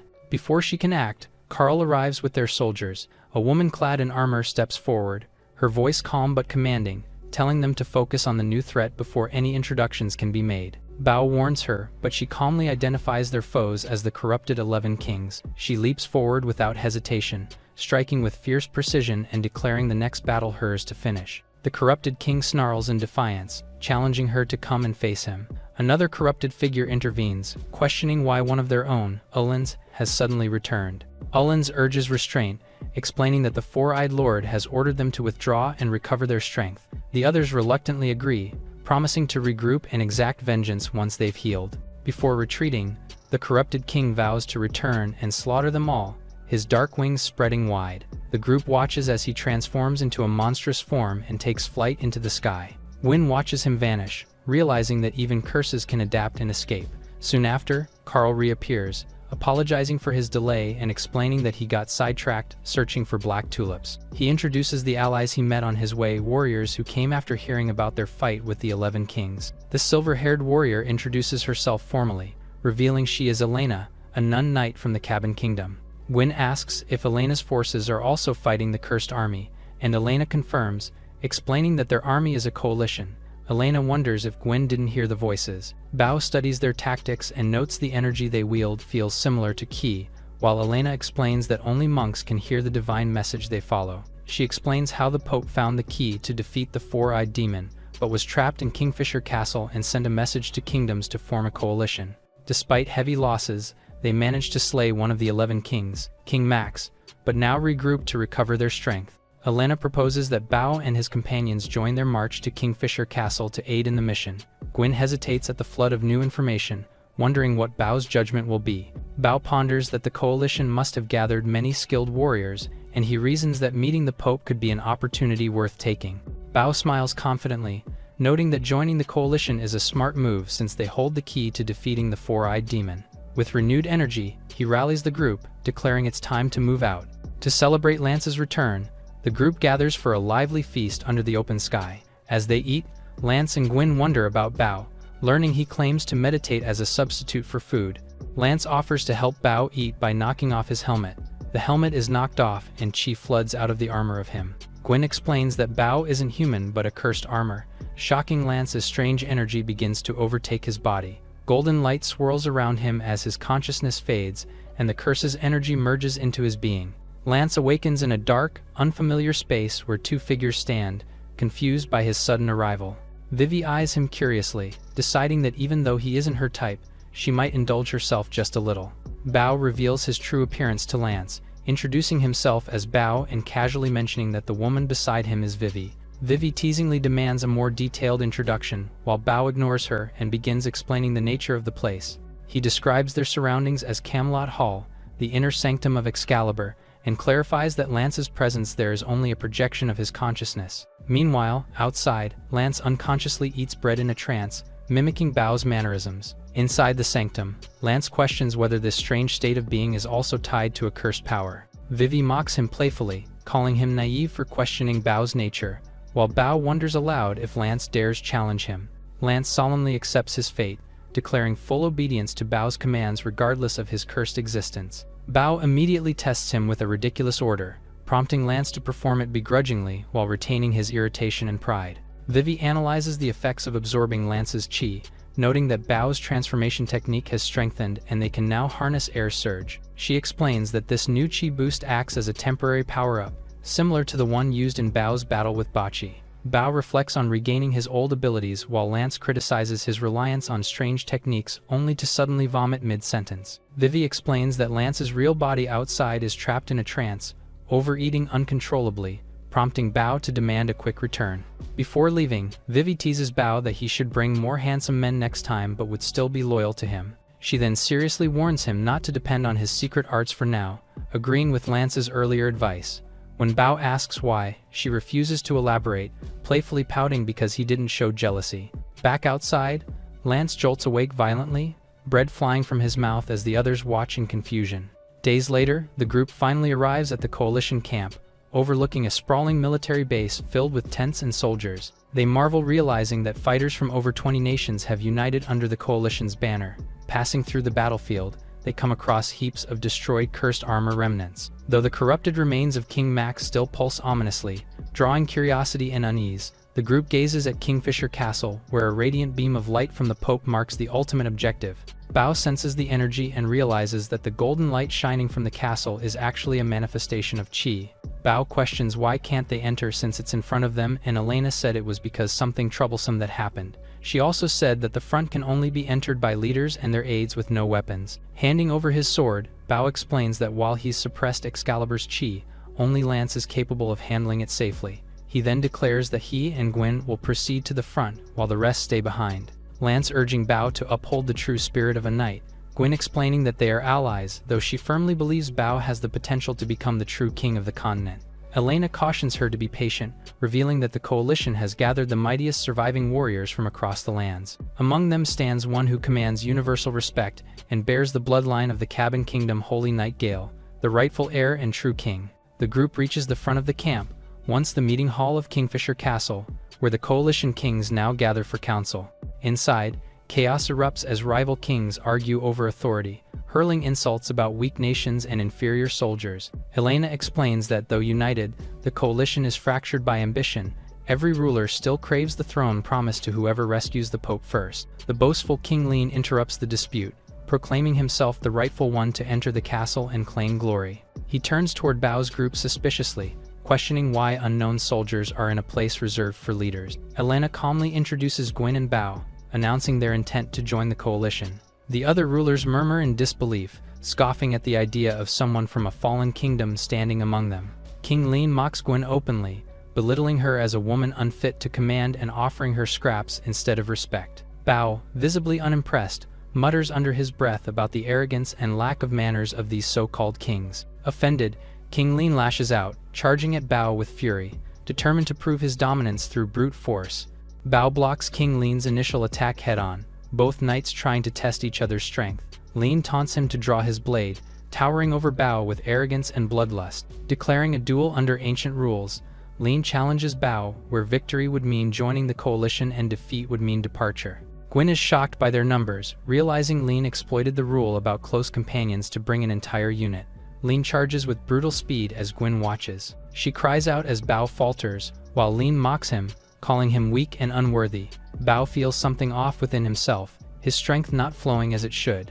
Overwhelmed, he's struck down and sent crashing to the floor under Lean's overpowering force.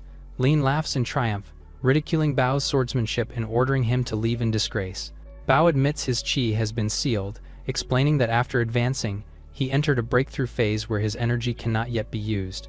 King Lean turns his rage toward Gwyn, shouting for her to remove her armor and degrading her with vile words. Unfazed, Gwyn mocks him in return, calling him more repulsive than cursed armors. Bao claims that he can still control others' chi, and that at such close range, cutting off hair would be an easy feat. Lean turns to him and sarcastically calls him a king among kings. In an instant, he lunges a strike towards Bao, demanding to know what Bao did.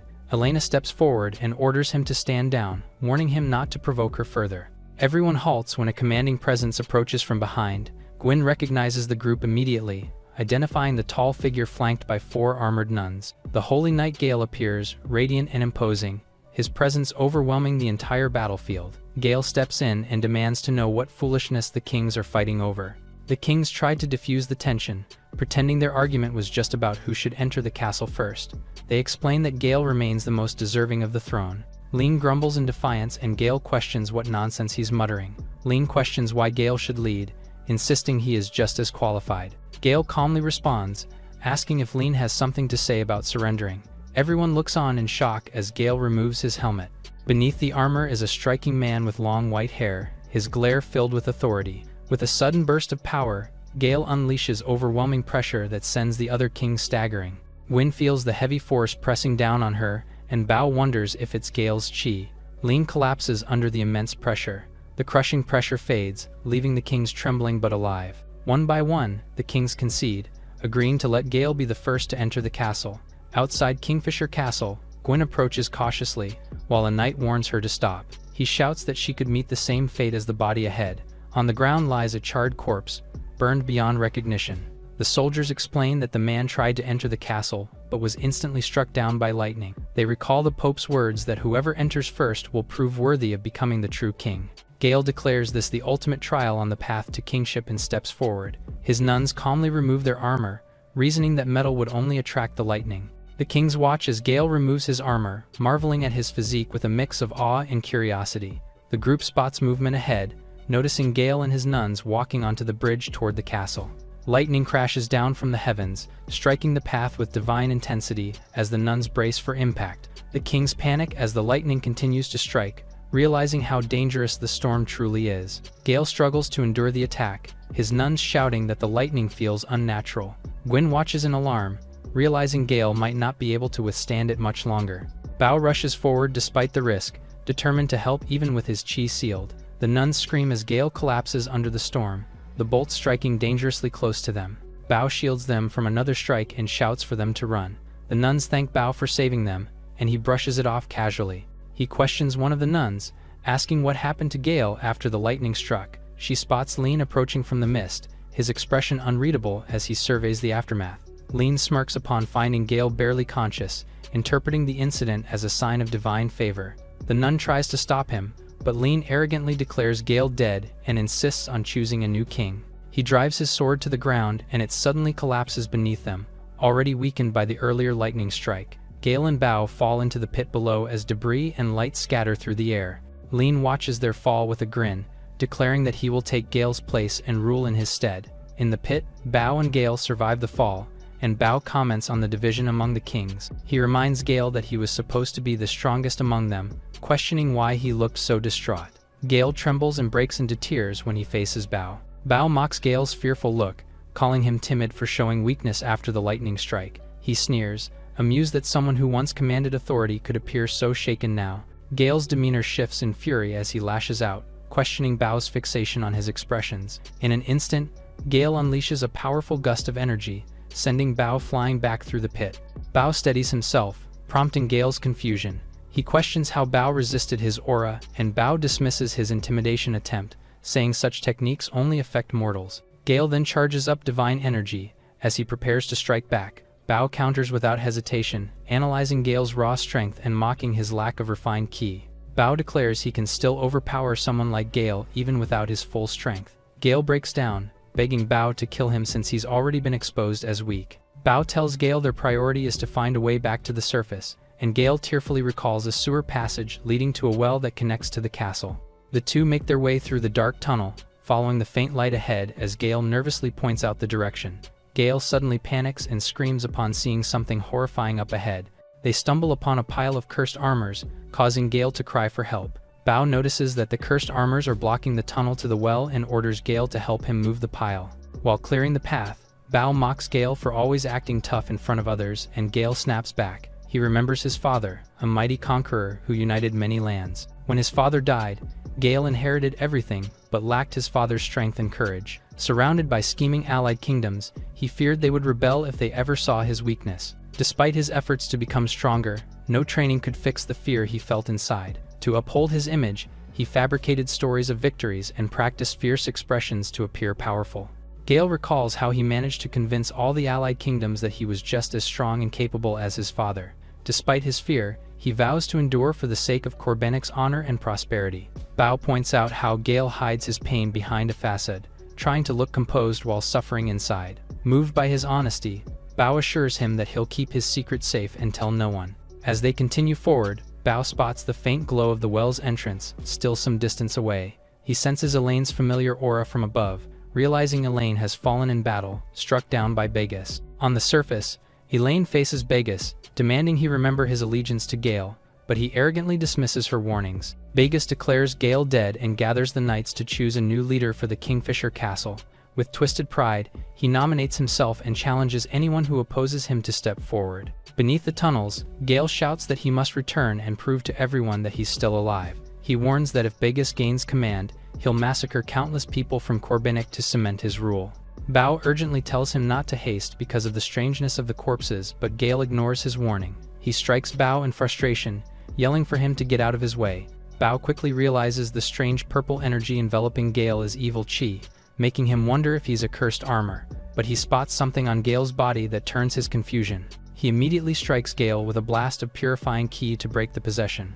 Moments later, Gale regains consciousness, while Bao questions him with deadpan annoyance, pointing out the ridiculous armor still under his pants. Bao then explains that a fragment of infected rust caused his earlier outburst, describing it as a byproduct of evil chi that drives people insane.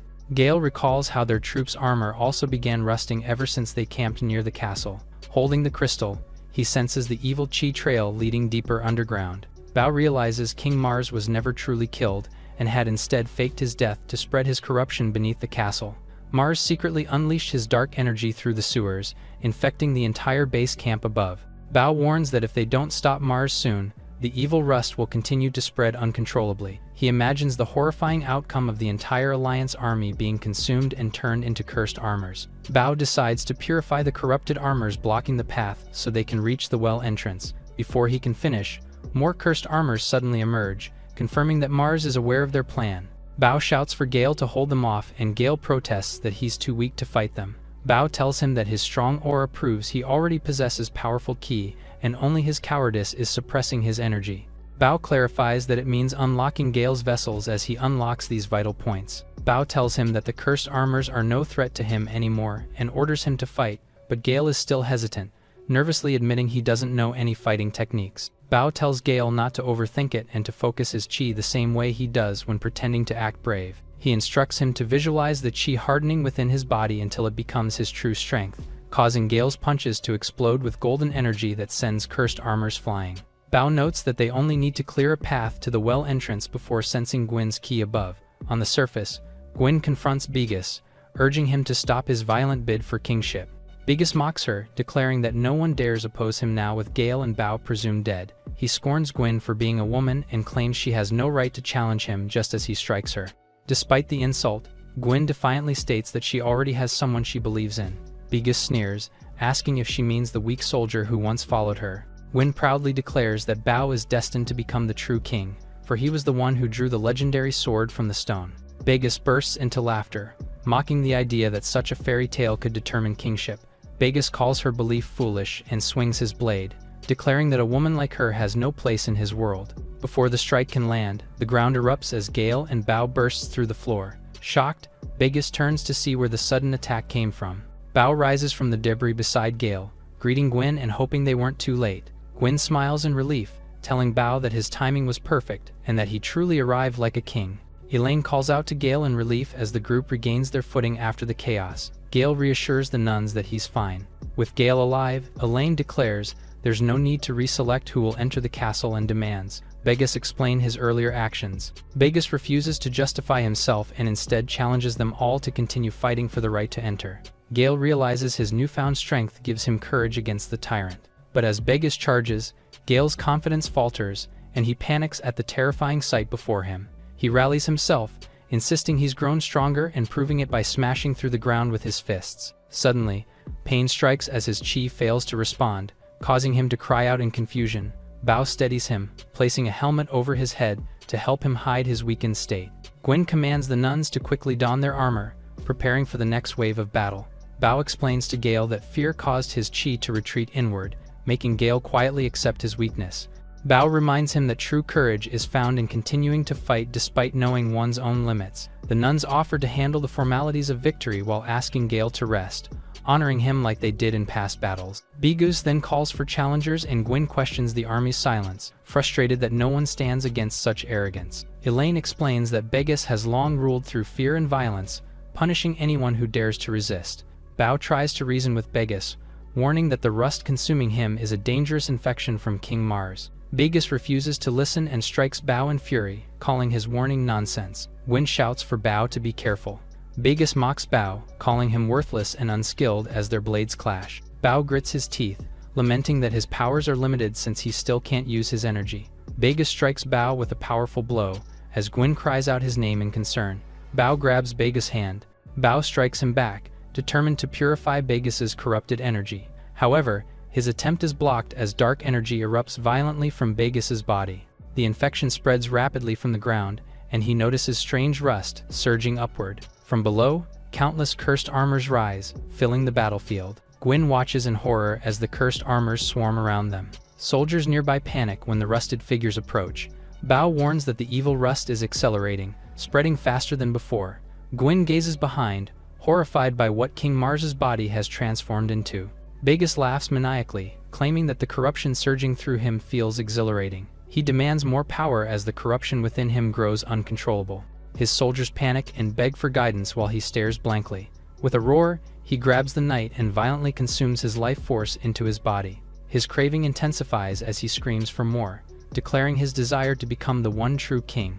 The sky darkens as King Mars's massive corrupted form begins to descend toward Vegas. Vegas writhes in pain and laughter as the monstrous energy merges with his body. The others watch in horror as he mutates, realizing that King Mars's evil energy has taken physical form through him. One of the knights admits that Vegas has lost his sanity while he taunts them to fight for the throne. Drunk on power, he unleashes a devastating blast. Carl arrives beside Gwen, shocked by the devastation and the monstrous transformation they witness. Bao starts to ask about Lance, but Carl immediately reports that Lance has already rushed ahead into battle. Lance, mid-stride, hurls himself into the fray against the corrupted Vegas with unshaken determination. He teases Bao, blaming him for the destruction around them.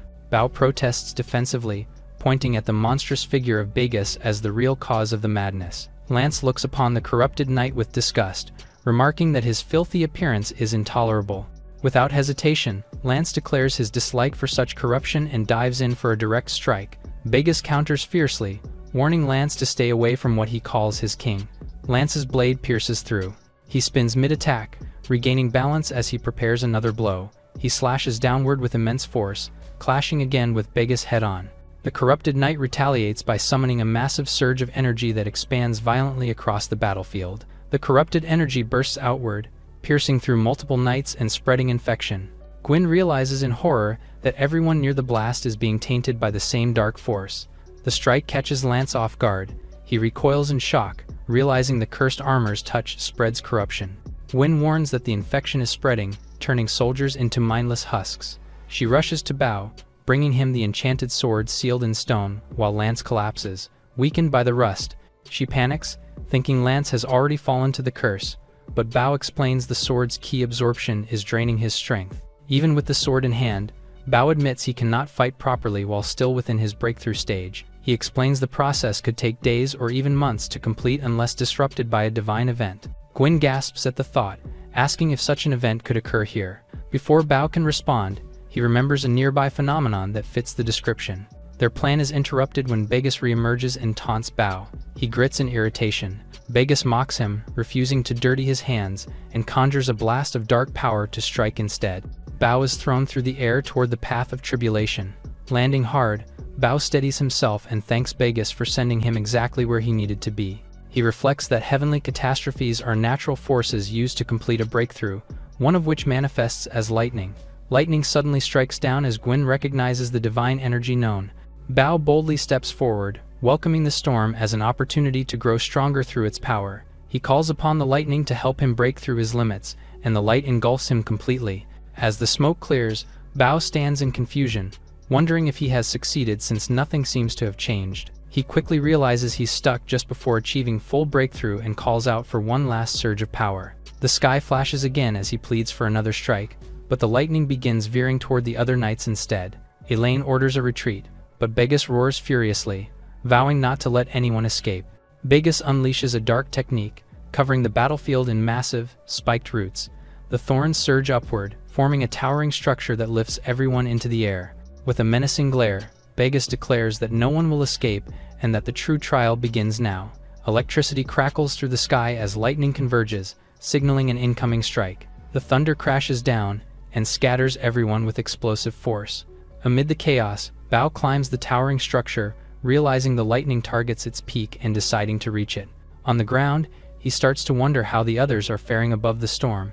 Dust settles above as everyone seems to remain intact. Lance asks if Begus is among the 11 kings, and Gwyn explains he's merely borrowing the power of King Mars. Lance scoffs, saying that if that's the case, then Begus is nothing to fear, urging the others to finish him fast so they can return to the ground. He notices strange energy consuming soldiers around him, their armor corroding with rust. They realize in horror that the rust infecting their bodies causes them to violently explode. Begus encourages the chaos, commanding the corruption to spread faster. He boasts that fighting so many enemies taught him how to wield his newfound power perfectly. Gwyn watches in disbelief, realizing Begus now sounds disturbingly similar to King Mars. He declares his plan to infect everyone, claiming their bodies will serve as fuel for his ascension. The nuns rush towards Gale, urging him to take cover while they hold the line despite their injuries. They insist it's their duty to protect him, even as the blasts tear the ground apart. As the light consumes them, their final words echo for Gale to keep living. Gwyn looks up as the clouds churn once more, realizing the lightning is striking toward him again. Bao finally reaches them, and she starts to worry about him being struck by lightning earlier. Bao assures her that he's fine, explaining that he actually needs the lightning to complete his breakthrough. He calls out to Lance, demanding to be thrown directly toward the lightning source despite his confusion. Trusting him, Lance hurls Bao high into the storm without hesitation. Bao soars upward, his body meeting the surge lightning. But at the last moment, the bolts twist unpredictably. Lance senses the lightning veering toward him instead, and the bolt immediately slams down. Lance survives the hit, coughing but assuring everyone he's still standing. Watching closely, Bao senses that the lightning originates from a specific spot atop the structure. He decides to charge forward toward the lightning himself, determined to reach it no matter what stands in his way. Gwyn and the knights cover his advance, fighting off waves of enemies while urging him to keep moving. Gale, filled with guilt and self-doubt, watches his allies struggle and blames himself for their suffering. Overwhelmed by helplessness, he desperately wishes he could do something to change the situation. Bao silences him with a strike, snapping him back to reality and telling him to stop overthinking. Bao commands Gale to hold off the spreading rust and clear his path toward the lightning. Gale, shaken but determined, resolves to face the danger head-on despite his fear. He steels his nerves and repeats to himself that he can do it, forcing courage to take over. Suddenly, Begus appears behind him and questions his actions. Begus confronts him, demanding to know if he intends to stand in his way. He over Gale, who collects himself. Begus mocks him, asking if Gale believes he's still scared of him. When Gale falls, Begus immediately laughs and mocks him, calling him worthless. He unleashes a devastating wave of corruption, intent on wiping out everyone in sight. Gale watches in horror as Bao is struck midair and sent crashing down. Lampagus turns his rage toward Gale, taunting him with cruel words and hatred. He sneers, threatening to reduce Gale to ashes by using the lightning against him. Gale admits his fear and weakness, but begins to find strength in acknowledging it. Bao's words echo in his mind, reminding him that true bravery comes from fighting despite fear. Fueled by those words, Gale charges forward with a desperate cry. Gwyn realizes Gale's daring leap isn't reckless but deliberate, using his armor's conductivity to channel the lightning toward himself. As he descends, the lightning trails behind him, guiding its power directly to Bao's location. Bao calls him as Gale screams his name. Gale crashes down in a blinding explosion, declaring that he's brought the lightning with him. The others watch from afar, fearing both knights have perished in the blast. Bigus turns his wrath toward the remaining group, preparing to strike them next. Just then, Bao activates a technique and cuts through Begus's darkness. The knights stare in awe as the holy energy surges through the battlefield, defying all expectations. Bao stabilizes Gale's chi and reassures him. Bao corrects himself proudly, proclaiming Gale a holy knight. Bao stands tall beside his allies, told that Gale's fleeting act of courage could decide their victory. Begus mocks the idea of victory, unleashing his rage while summoning a cursed blade fueled by hatred. His weapon pulses with power, its rusted edge spreading corruption that threatens to detonate on impact. He sneers, taunting Bao by calling him a fool and ridiculing the legend of the so-called true king. The monster's form expands, ranting about how hope itself will decay like rust until nothing remains. He proclaims the supremacy of his dark master, commanding the knights to submit or perish. Bao tightens his grip on his sword, quietly answering the insult with steady resolve. Begus charges, screaming in fury. Their blades meet in a burst, light clashing against decay as Bao strikes back with everything he has. Bao ascends to a new level of power, acknowledging that his strength makes up for the lack of swordsmanship. The battlefield trembles as Bao overwhelms his enemy with a single strike, leaving the others in awe of his strength. Flames surge around him as he unleashes a technique, summoning a blazing fire. His attacks rain down relentlessly, each strike infused with divine precision and unstoppable force. The knights slowly regain their senses, freed from the corruption that once clouded their minds. Watching from afar, the group marvels at Bao's power, believing he is destined to become the true king. Bigus roars in anger and calls upon King Urien, summoning a storm of divine lightning that tears open the sky. As bolts of divine energy spiral downward, Bao realizes that the lightning comes from one of the 11 kings' power. With confidence, Bao answers the challenge by summoning his own lightning strike, prepared to meet power with power. Their powers collide in a brilliant explosion, a storm that shakes the heavens. Bigus boasts that merging his evil chi with King Urien's power has created an impenetrable defense. The fused energy erupts violently, lightning surging with unstoppable destructive force. One of the knights struggle under the force and begs Gale for help as lightning closes in from all sides. Courage flickers back into him, making him charge forward to protect his comrade, struck hard by the lightning but refusing to back down. Gwyn rushed to his side, and Lance mutters that someone so large could be so hesitant to fight. The words sting as Gale recalls the ridicule of his past. But Bao's voice cuts through his doubt, telling him not to retreat. Bao urges him to keep going or risk wasting everything they've fought for. Bao commands him to strike, and Gale clenches his fist. Bao calls for Gale to send out a punch as he gathers lightning through his sword. Gale hesitates, doubting his worth, but Bao reassures him that with his support, he'll be fine as long as he fights.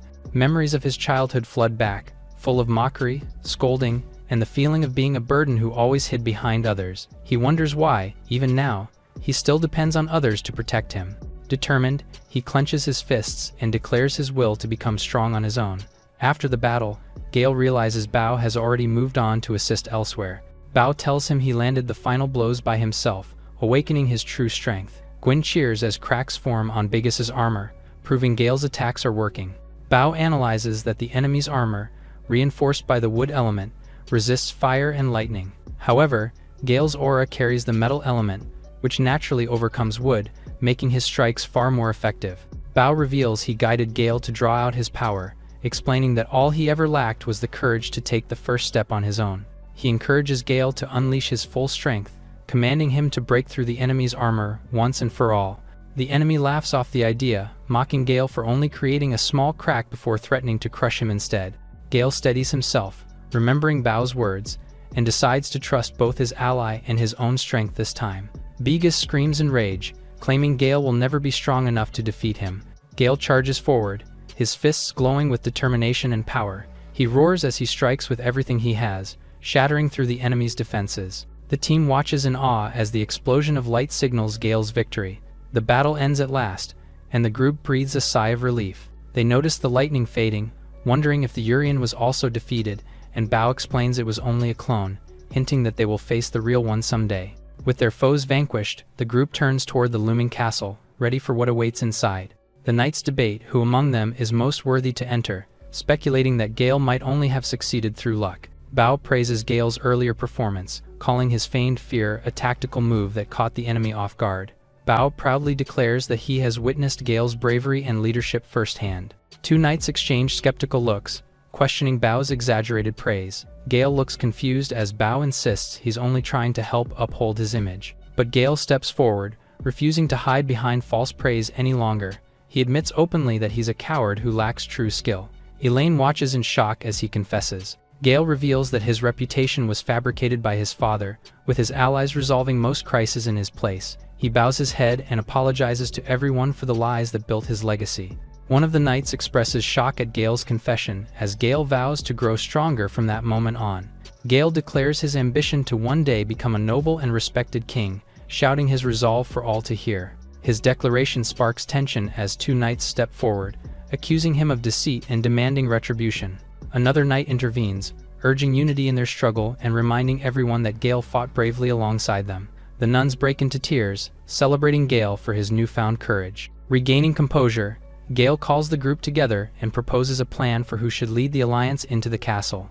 Nearby, Gwen smiles proudly, already thinking about preparing food for the growing army and admiring Bao's influence. Bao brushes off the responsibility, casually claiming that leading mortals is nothing new to him. As the sun sets, Bao orders everyone to rest and prepare for their mission to rescue the Pope. He knows that the remnants of King Mar's dark chi seep into the walls, feeding the countless cursed souls lurking inside. Deep within the castle, a monstrous voice declares that they now control the fortress and have hidden the Pope in a secret location. Bao challenges the enemy, confident that his strength has grown beyond comparison. A new enemy reveals himself as Bodwin, the Rose King. The Rose King unleashes a devastating attack. The group watches in horror as the massive sword merges with the castle's power, amplifying its destructive force. Gwen looks up in disbelief as the enormous blade crashes down before her.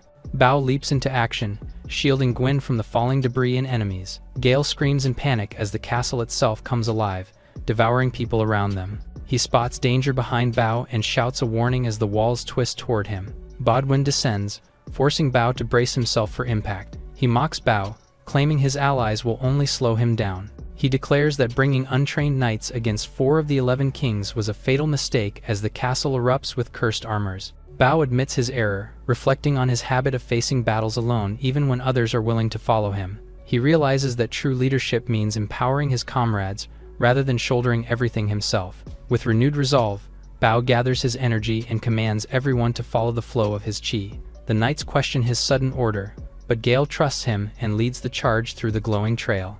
The group reaches their destination, guided by Bao's chi light. One knight doubts their progress, pointing out that their enemies still stand ahead, blocking the path forward. Gale realizes what Bao means and quickly grasps the strategy. He shouts for everyone to focus their full strength on attacking the enemy. The knights rally with determination, ready to strike with everything they have. Gale recognizes the sensation and recalls Bao's lesson about the elements of ki. Bao arranges everyone by their elemental affinities, grouping them where they have the greatest advantage. Their enemies are shocked by the sudden surge in strength from what they once considered weak soldiers. The knights cheer as their power flows in perfect harmony, while Gale laughs in realization of Bao's teachings. Bao praises Gale for learning quickly, teasing him for his usual cowardice. Gwen starts to hesitate, but Bao assures her that her water element will counter the enemy's fire. The Rose King mutters the names of the fallen kings in disbelief. As tentacles lash out in fury, Bao shouts for Gwen to stay focused as the battle intensifies. Bao explains that since their enemies also channel Che, there must be vital acupoints where the flow intersects. During the clash, Bao guesses and points to them the weak spot. His attack misses, and he quickly questions whether his assumption was wrong. Gwen recalls knight dueling principles, reasoning that weak points are usually at the head or chest. Her strike lands true, throwing the enemy into disarray as Bao praises her intuition. He shouts to Lance and Gale, commanding everyone to target the enemy's heads. The enemy kings dismiss it as a bluff and launch a counterattack of their own. Lance and Gale brace themselves instead of dodging, following Bao's instructions. They take the hit head-on, feeling no pain thanks to their opposing elemental alignment. With firm belief, they rally together, convinced that victory is certain because Bao said they could win. Baoduan unveils his forbidden technique, transforming into a monstrous being. Bao retaliates with a surge of radiant energy, overwhelming the corrupted form. The enemy, shocked by Bao's sudden strength, demands to know how he became so powerful. Bao explains that he skipped multiple cultivation stages and advanced straight to the incarnation stage. He declares that this is the power of the strongest chi wielder, and insists he has no time to waste. Gwen calls out for guidance, unsure of what to do next amid the chaos. Bao tells her to clear her mind and follow his lead, just as he unleashes a devastating technique alongside her. The enemy staggers in pain, barely managing to stay upright under the assault. Bao observes his stance and realizes that Baoduan is guarding something behind him. Bao notices something strange near the enemy's feet, a delicate flower crown resting amidst the chaos. The Rose King freezes in shock before reaching out for the crown. Energy surges violently as evil chi bursts out from the flower crown, flooding the battlefield with ominous light. Vivi's voice echoes urgently, and her projection appears, apologizing for the sudden contact, but bringing a critical warning. She explains she's been monitoring the fight and senses the enemies concealing a dangerous motive within their power. Her tone turns grave as she admits that this peculiar energy is something even he might not be able to overcome. Yet she offers hope that if he can unlock the sword's full potential, the Excalibur may be his key to victory. The Rose King hovers above the crumbling pagoda, startled by the sudden structure rising before him. Inside, the knights awaken disoriented, questioning if they survived and where they have been brought. Bao realizes the sword's true potential, explaining how it now absorbs ki across vast distances and adapts its power freely. He manifests a towering pagoda from pure chi, forming a radiant barrier around them. As his allies watch in awe, hope flickers, until they notice the Rose King channeling an even darker power above. Bao commands him to halt as he puts his sword forward. The spherical explosives vaporized around the Rose King. Bao explains that anything made from chi can be reconstructed as their enemy conjures up an attack. Bao strikes forward, refusing to let him gather power, declaring the battle's end as his sword cleaves through the enemy's chi.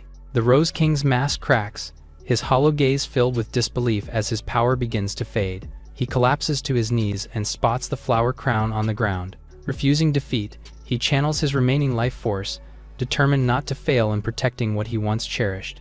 His power surges to its former peak, summoning countless spectral soldiers. Bao answers with his own reconstruction, summoning a counter to the onslaught. He warns the enemy that his energy is spent and continued struggle will only hasten his end. Bao notices the sinister power flowing from the flower crown and vows to destroy it along with the monster. Bao's slash cuts through the air as the Rose King's body begins to crumble.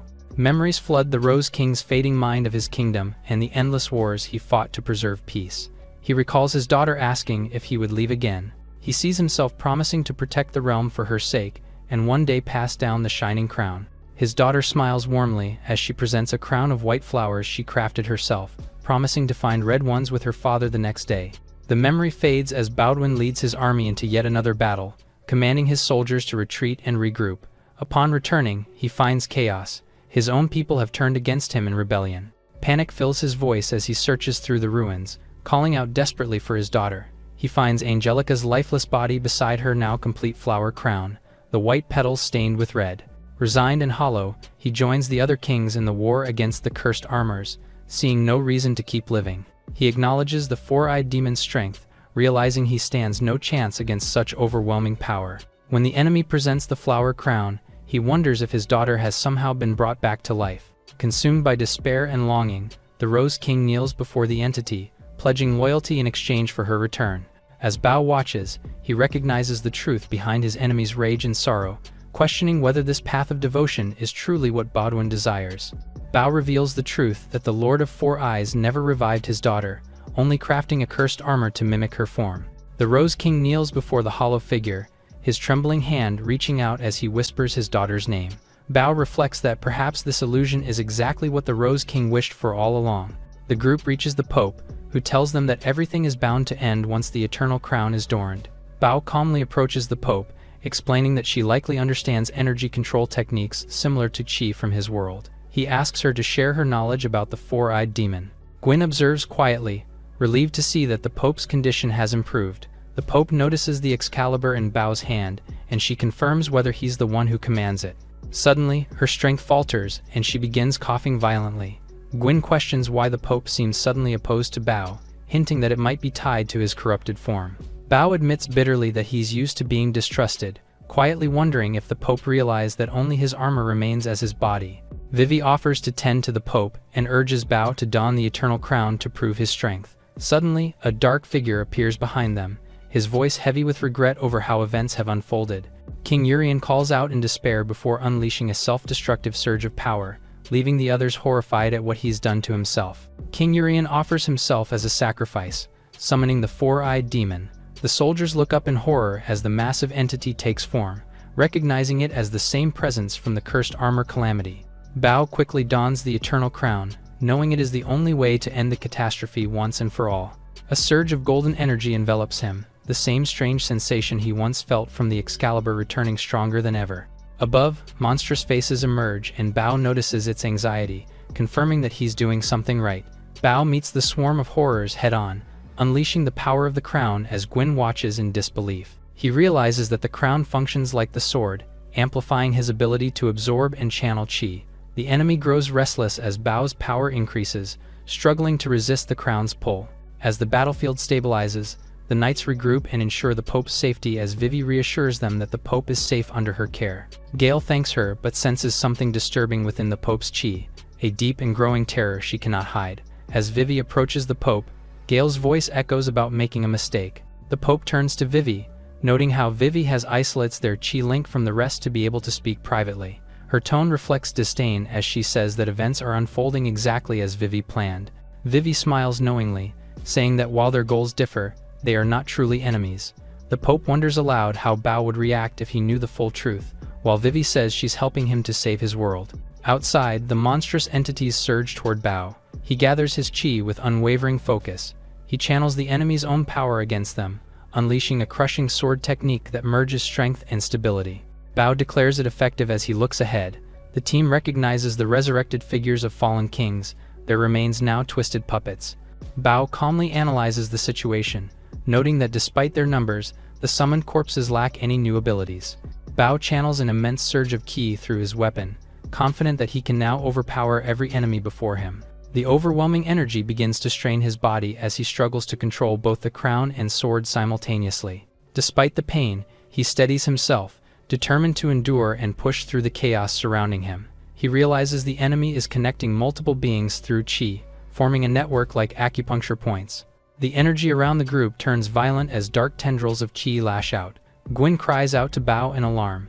Bao grits his teeth in frustration. He commands himself to stay strong, recognizing the same strange resonance as before. He remembers how chaos spread back in his own world as his disciples panic and call out to him. His focus sharpens beneath his helmet.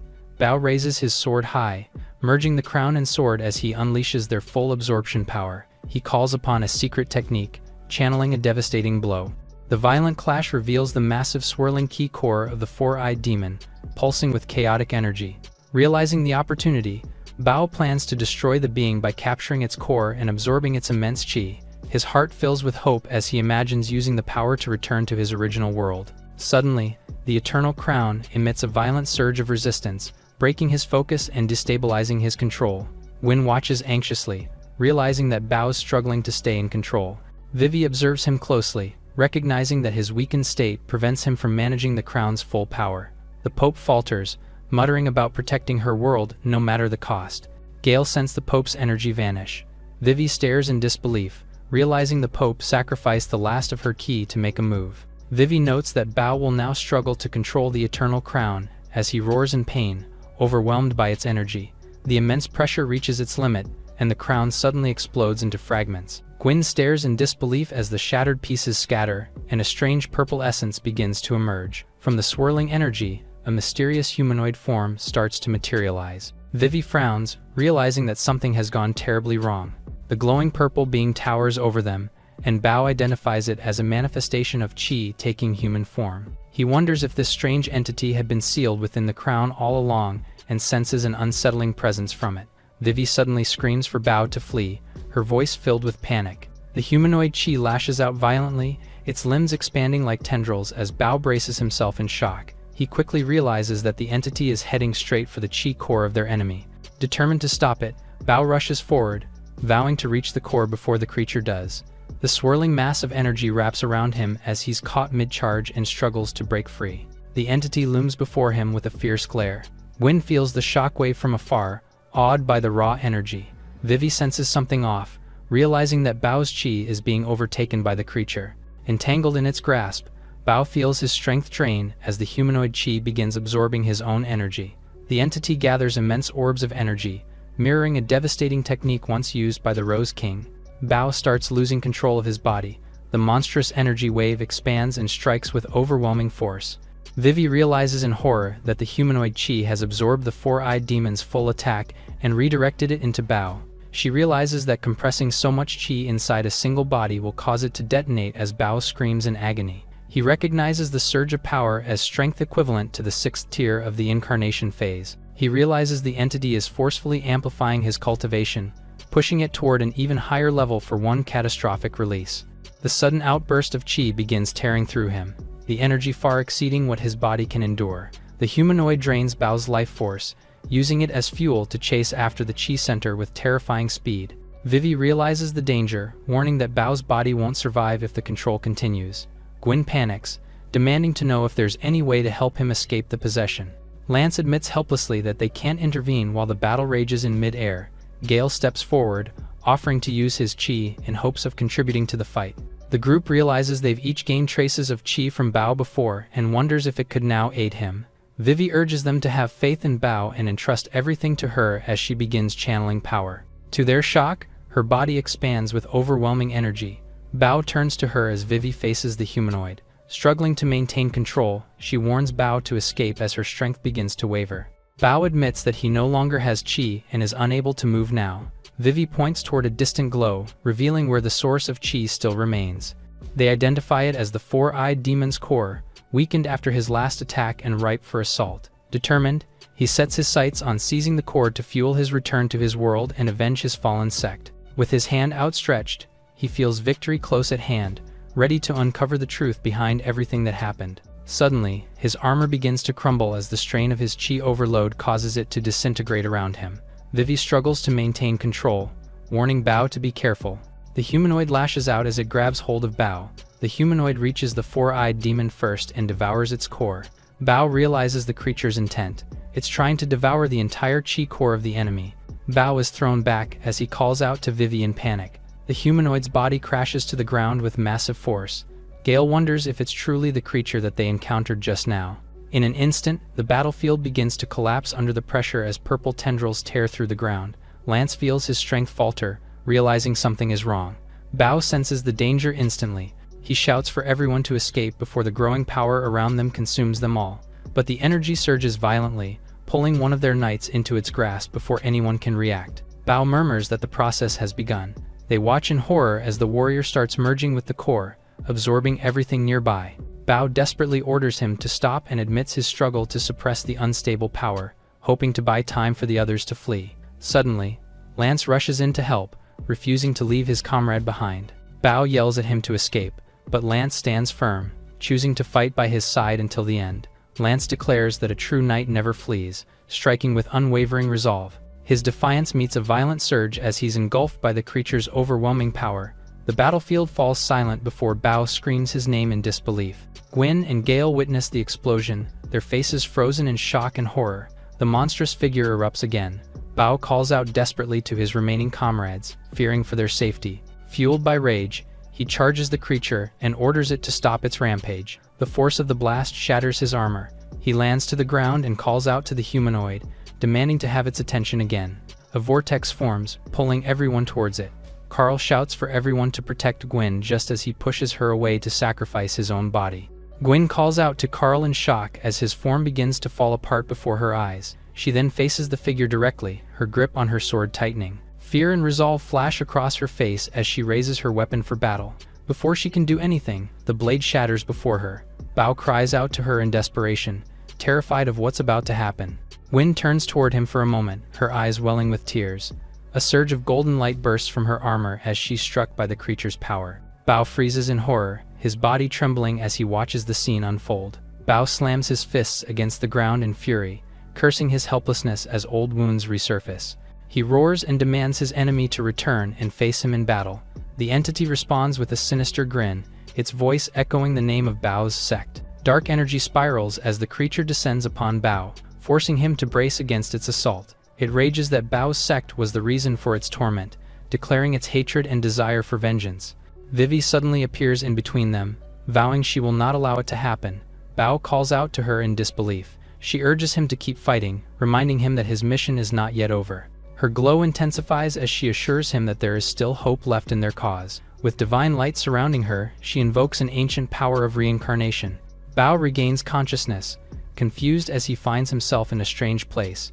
As his surroundings come into focus, he gazes upon a vast temple engulfed in divine flames, the fabled ninth heaven. Vivi emerges and introduces herself as the first sect master and founder of his clan. She explains that the four-eyed demon severed people's chi from their bodies, trapping them between life and death.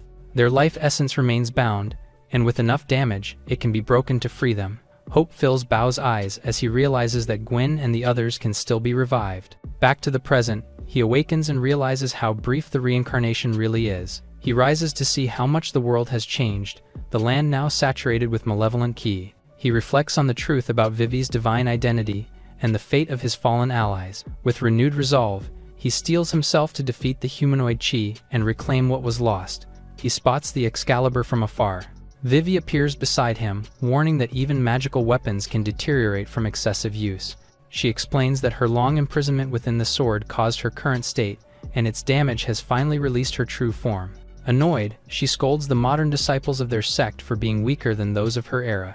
She then stands tall, declaring that she will now teach Bao a technique. The technique allows one to draw and condense ki even amidst corruption and chaos. Before they can proceed further, an army of cursed armors emerges, charging toward them. Vivi multiplies into several clones, each bursting forth to confront the oncoming enemies. Bao watches in awe as she moves to assist, realizing the true scale of her power. She unleashes her clones against the cursed armors, vowing to demonstrate the might of the first sect master. A massive creature lunges forward, but Vivi counters with a swift golden strike that lights up the darkness. Bao calls out to her in worry. Vivian launches multiple strikes, remarking on how weak her power is compared to her real one. She then struggles as her energy transmission slows down, while she warns that without enough ki to restore the sacred sword, it cannot be used effectively in battle.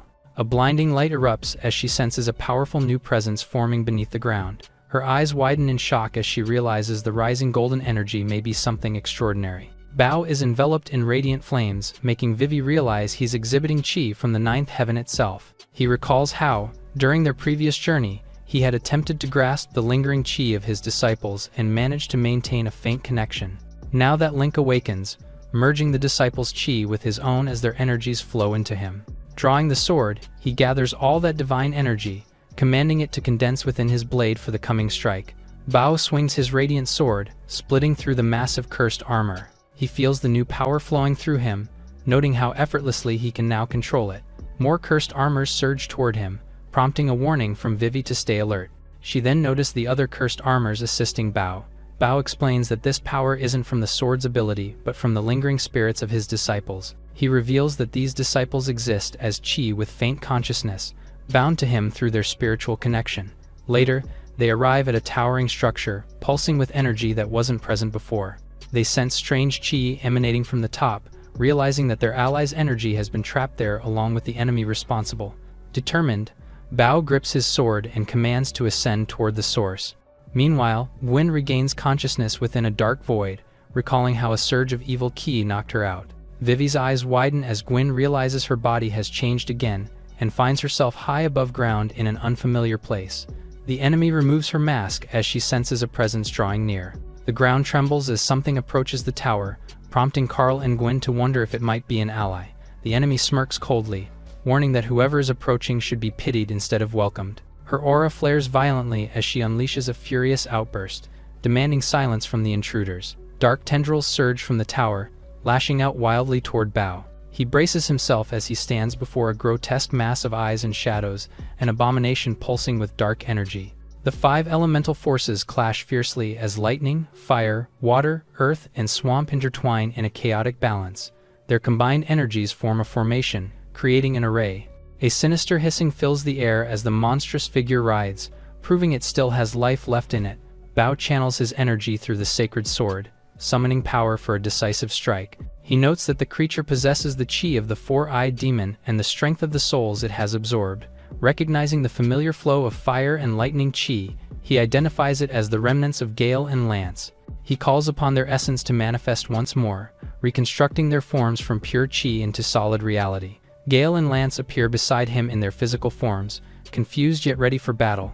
Bao greets them with relief, quickly noting their recovery but urging them to focus on the fight. He tells them to recall only what they faced before losing consciousness, as that knowledge is all they need now.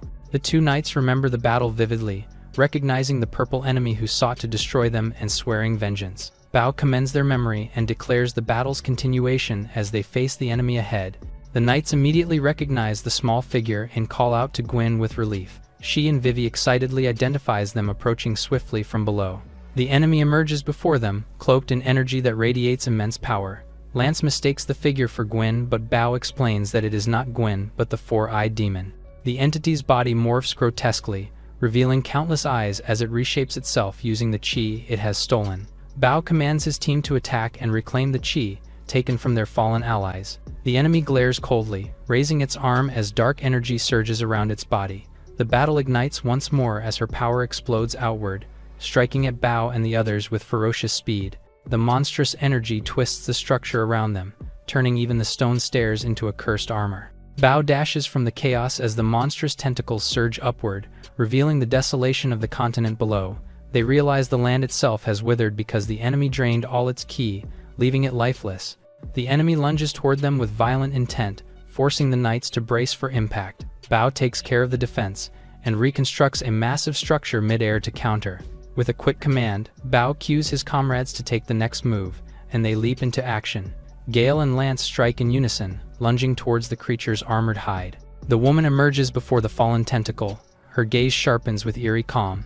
The knights close in, weapons drawn, their combined power aimed straight at her. Bao's voice cuts through as he rallies to finish the fight. Suddenly, the three warriors find themselves ensnared by her. The corrupted chi coils around their bodies, burning through armor and flesh as they struggle to resist its pull.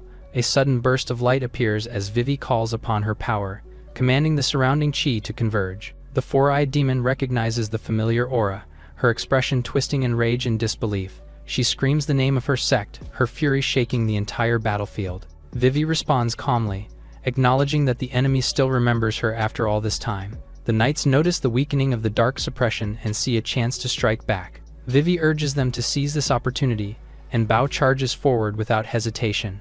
Bao warns them to target the creature's head, revealing it as the core. The monstrous form looms over them again, its distorted body crackling.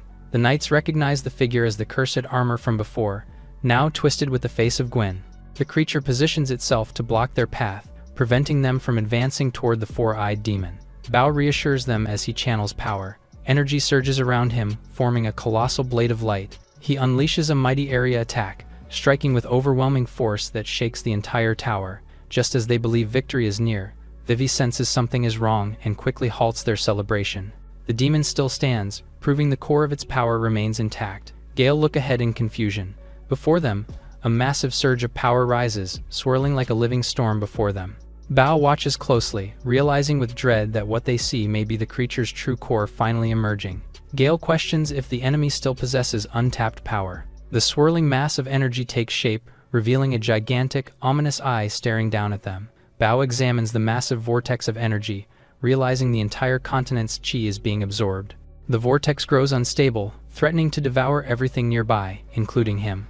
The form glares down as Bao braces himself. From the chaos emerges the demon's figure, her voice cutting through the noise as she complains about the disturbance. The swirling energy fuses with her body completely, merging into a terrifying new form. Bao struggles to stay upright as the shockwave hits, while his allies rush to his side in alarm. Vivi appears and shouts his name, shocked to see what's unfolding before her eyes. She warns Bao not to engage directly since the demon is too powerful from all the chi she's absorbed. Vivi steadies herself, declaring that if they can manipulate the chi the demon relies on, they might be able to control her movements as well. Bao nods in agreement. He grasps his sword, understanding the role he must play as the successor of the first sect master.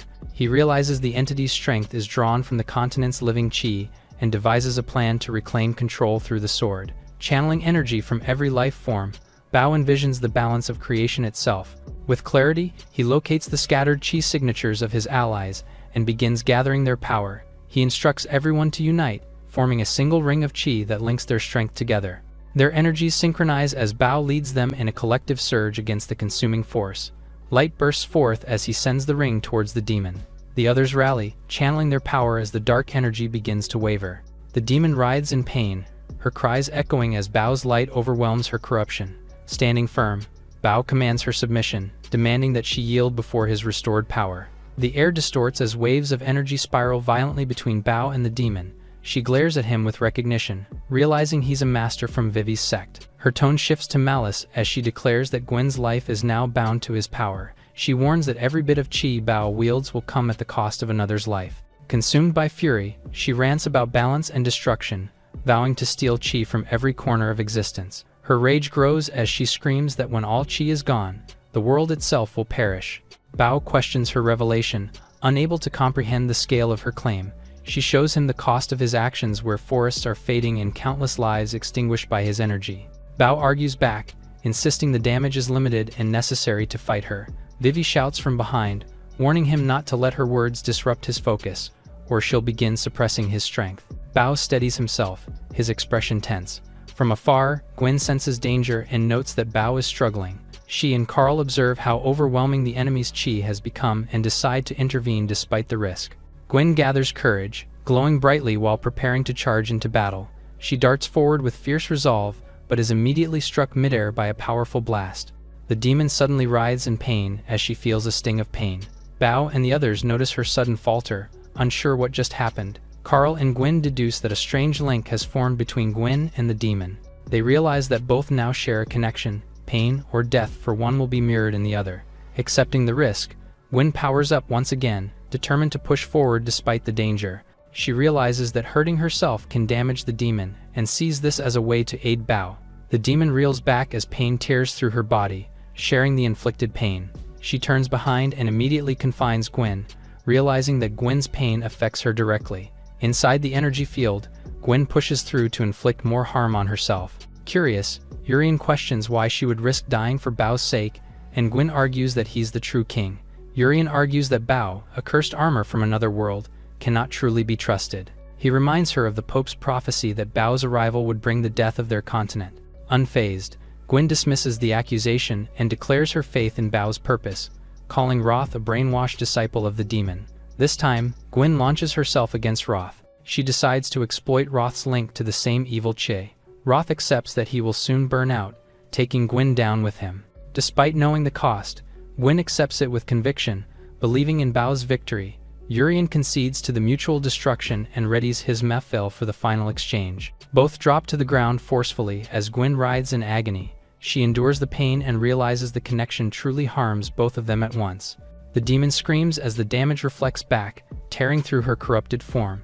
Bao watches in confusion as her qi suddenly destabilizes mid-battle. Seeing an opening, he seizes the moment and charges forward to strike with full power. Gwen watches as Bao unleashes a fierce counterattack and slowly gains ground. A wisp of lingering qi forms, leaving Gwen confused and concerned if it belongs to the fallen Urien. Back then, the Pope has instructed Urien to watch the demon and act if things go terribly wrong. The Pope warns Urien of the pain and sacrifice required to endure such power, while remaining conscious, questioning if he can withstand it. Urien, resolute and unshaken, confidently accepts the burden as he dons his armor. Back in the present, the memory leaves Gwen stunned. A lingering question arises about Gwen's faith in Bao and the true extent of his power. With determination shining in her eyes, she declares her trust in Bao's strength once more. As the battle intensifies, her faith fuels Bao's charge against the demon. Somewhere else, Vivi stands tall, her gaze filled with purpose as the tide of battle turns once more. Gwen recalls the warning that Bao's arrival could bring ruin to her continent, testing her faith in him. She hesitates but affirms her belief, trusting in what she has witnessed rather than in fear. As Bao continues to fight with relentless determination, The fierce clash between Bao and the demon intensifies as they reposition themselves. Seeing his strikes take effect, Bao grows confident. The demon howls as radiant energy bursts forth, and Vivi quickly realizes it is channeling everyone's ki toward Bao. In response, Bao gathers their combined chi, summoning a blinding surge of energy to reconstruct their fallen allies. The knights awaken in disbelief, realizing they have returned from the brink of death. Old comrades reunite with joy and astonishment, noticing their slightly altered forms after being revived. As the group adjusts to their restored bodies, newcomers from beyond their world observe in confusion, questioning the glowing figures surrounding Bao. Bao steadies the group, telling them to focus on the present battle, assuring them that explanations will come later. The demon writhes in agony as its body begins to distort and unravel, its stolen energy tearing itself apart. Golden light surrounds Gwen as Bao recognizes that her chi has merged into his energy flow. Gwen awakens, calling out to Bao with gratitude and concern in her eyes. Bao explains that amid the chaos, he sensed her energy guiding him, crediting her for helping him save everyone. Her mind flashes back to the moment she was asked if she truly believed in Bao. Smiling softly, Gwen assures him that she is fine, her faith unwavering despite her exhaustion.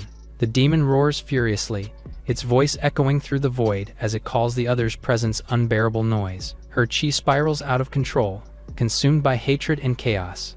Its fury grows, turning the entire space into a vortex of destruction as its screams embody wrath and impending ruin. Everyone stares in shock as a massive surge of corrupted energy forms, recognizing it as the same evil ki once created by the Rose King but far more powerful. Vivi says that if the unstable energy erupts, it could engulf all of the continent in destruction. The knights tremble as they acknowledge this attack surpasses even the one that destroyed the ninth heaven, their morale faltering under the weight of hopelessness. Bao steps forward, insisting that this time is different, since the enemy's behavior shows a new weakness not seen before. Standing tall before both armies, Bao prepares to face the coming storm alongside warriors from both worlds. He reminds them of their shared suffering, the loss of homes, lives, and hope that unites them in this moment. With determination, he urges them to channel their pain into power and direct it toward the enemy, threatening their existence. Soldiers from both worlds rise to his call, their spirits reignited with purpose.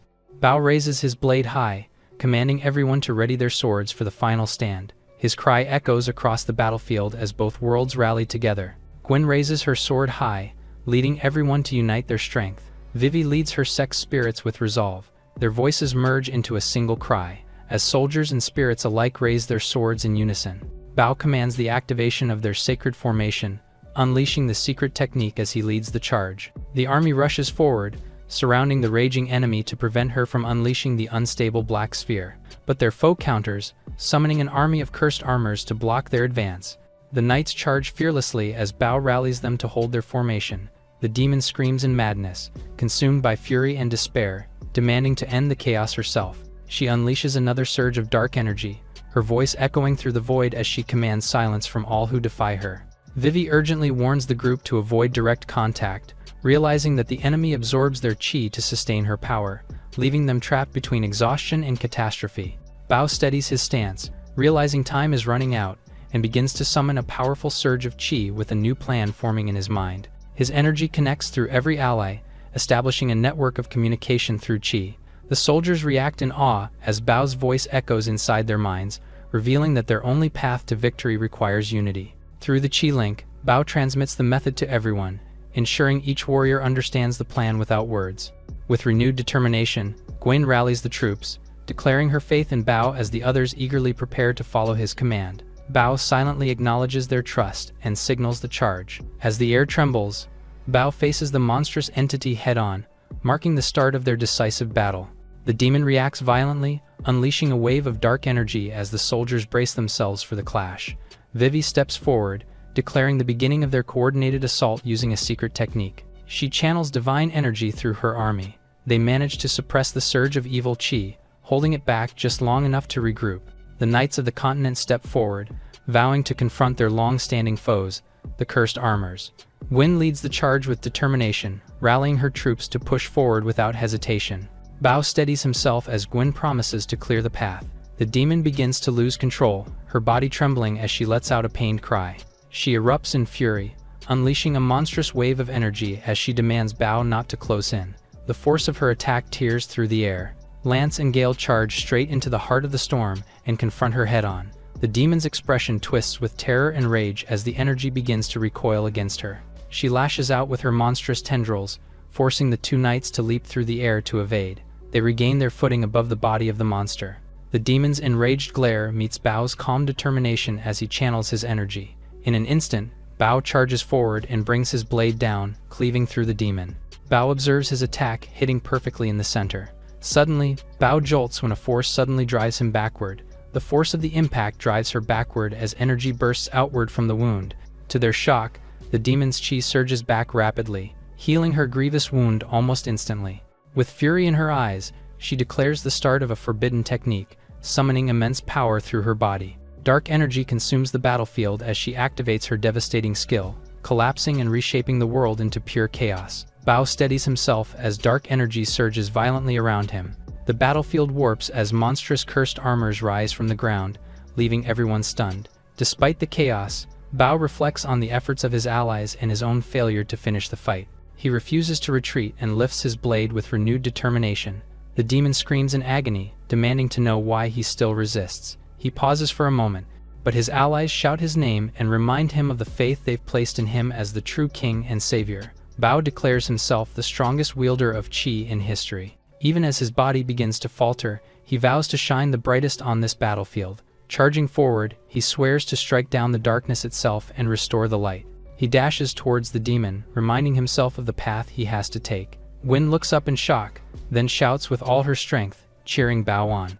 Light and darkness collide as Bao charges against the corrupted demon with fierce resolve. The enemy writhes in agony, questioning the unbearable pain and her purpose in the world. Her despair turns to hatred as she curses everything that causes her suffering. Enraged, she declares destruction as her destiny and vows to erase all existence. Bao counters with divine energy, summoning the secret arts of to strike back. Both unleash their strongest powers, refusing to yield despite their exhaustion. Bao's energy meets the demon's massive power, both attacking simultaneously. Bao steadies himself amid the chaos. As their powers clash once more, he ignores his dwindling strength, determined to end it no matter the cost. Bao vows to avenge the ninth heavens, carrying its burden upon himself. The enemy erupts in fury, accusing him of ignorance about what truly caused its downfall. She reveals that the ninth heaven's overuse of qi was its own undoing, a sickness born from its power. Her rage deepens as she connects that same corruption to the current world. Consumed by despair, she releases her power, vowing to erase everything in existence. Yet as the dust settles, she stands confused, realizing her attack has failed to detonate. Looking up with blackened tears, she questions why her power has no effect. In that instant, Bao strikes down with divine precision, piercing through her. Enclosed within his glowing formation, he reveals that his earlier strikes formed an 8-hexagram qi array. The array, ancient and eternal, symbolizes the birth of qi from nothingness, now binding her within its power. The array shifts into a void state, nullifying all qi within its range, and trapping both inside a field of emptiness.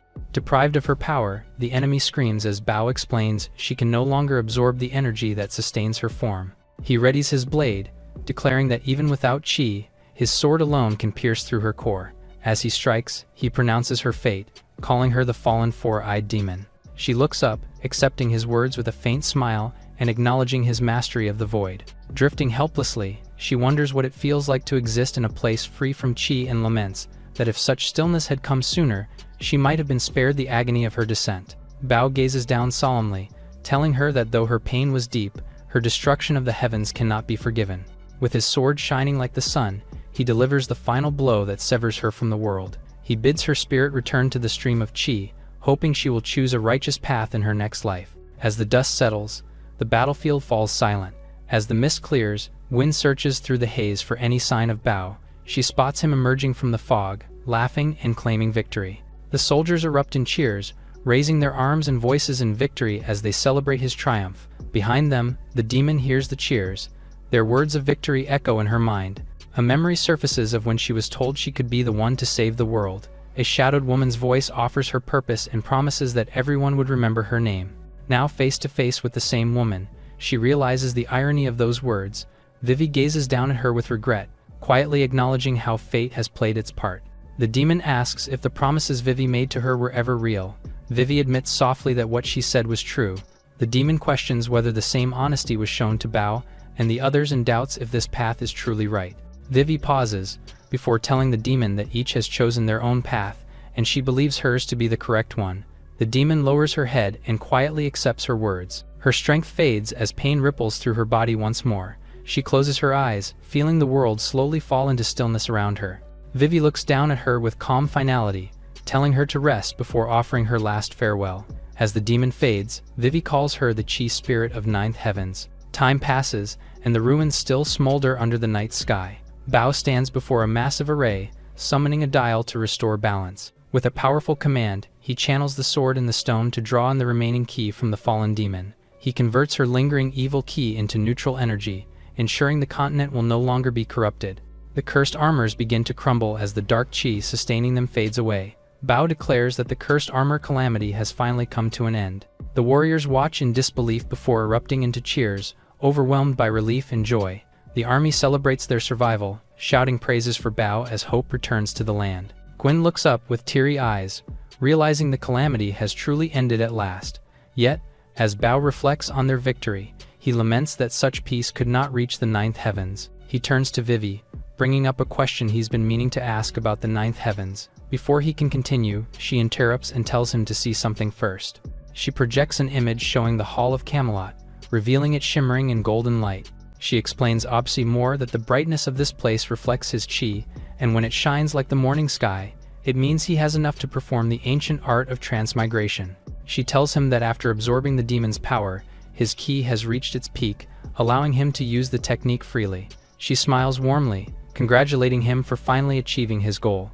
Bao freezes in disbelief, his expression turning blank beneath his helmet. Overjoyed, he announces that his people can now return to the ninth heavens and rebuild their realm in peace.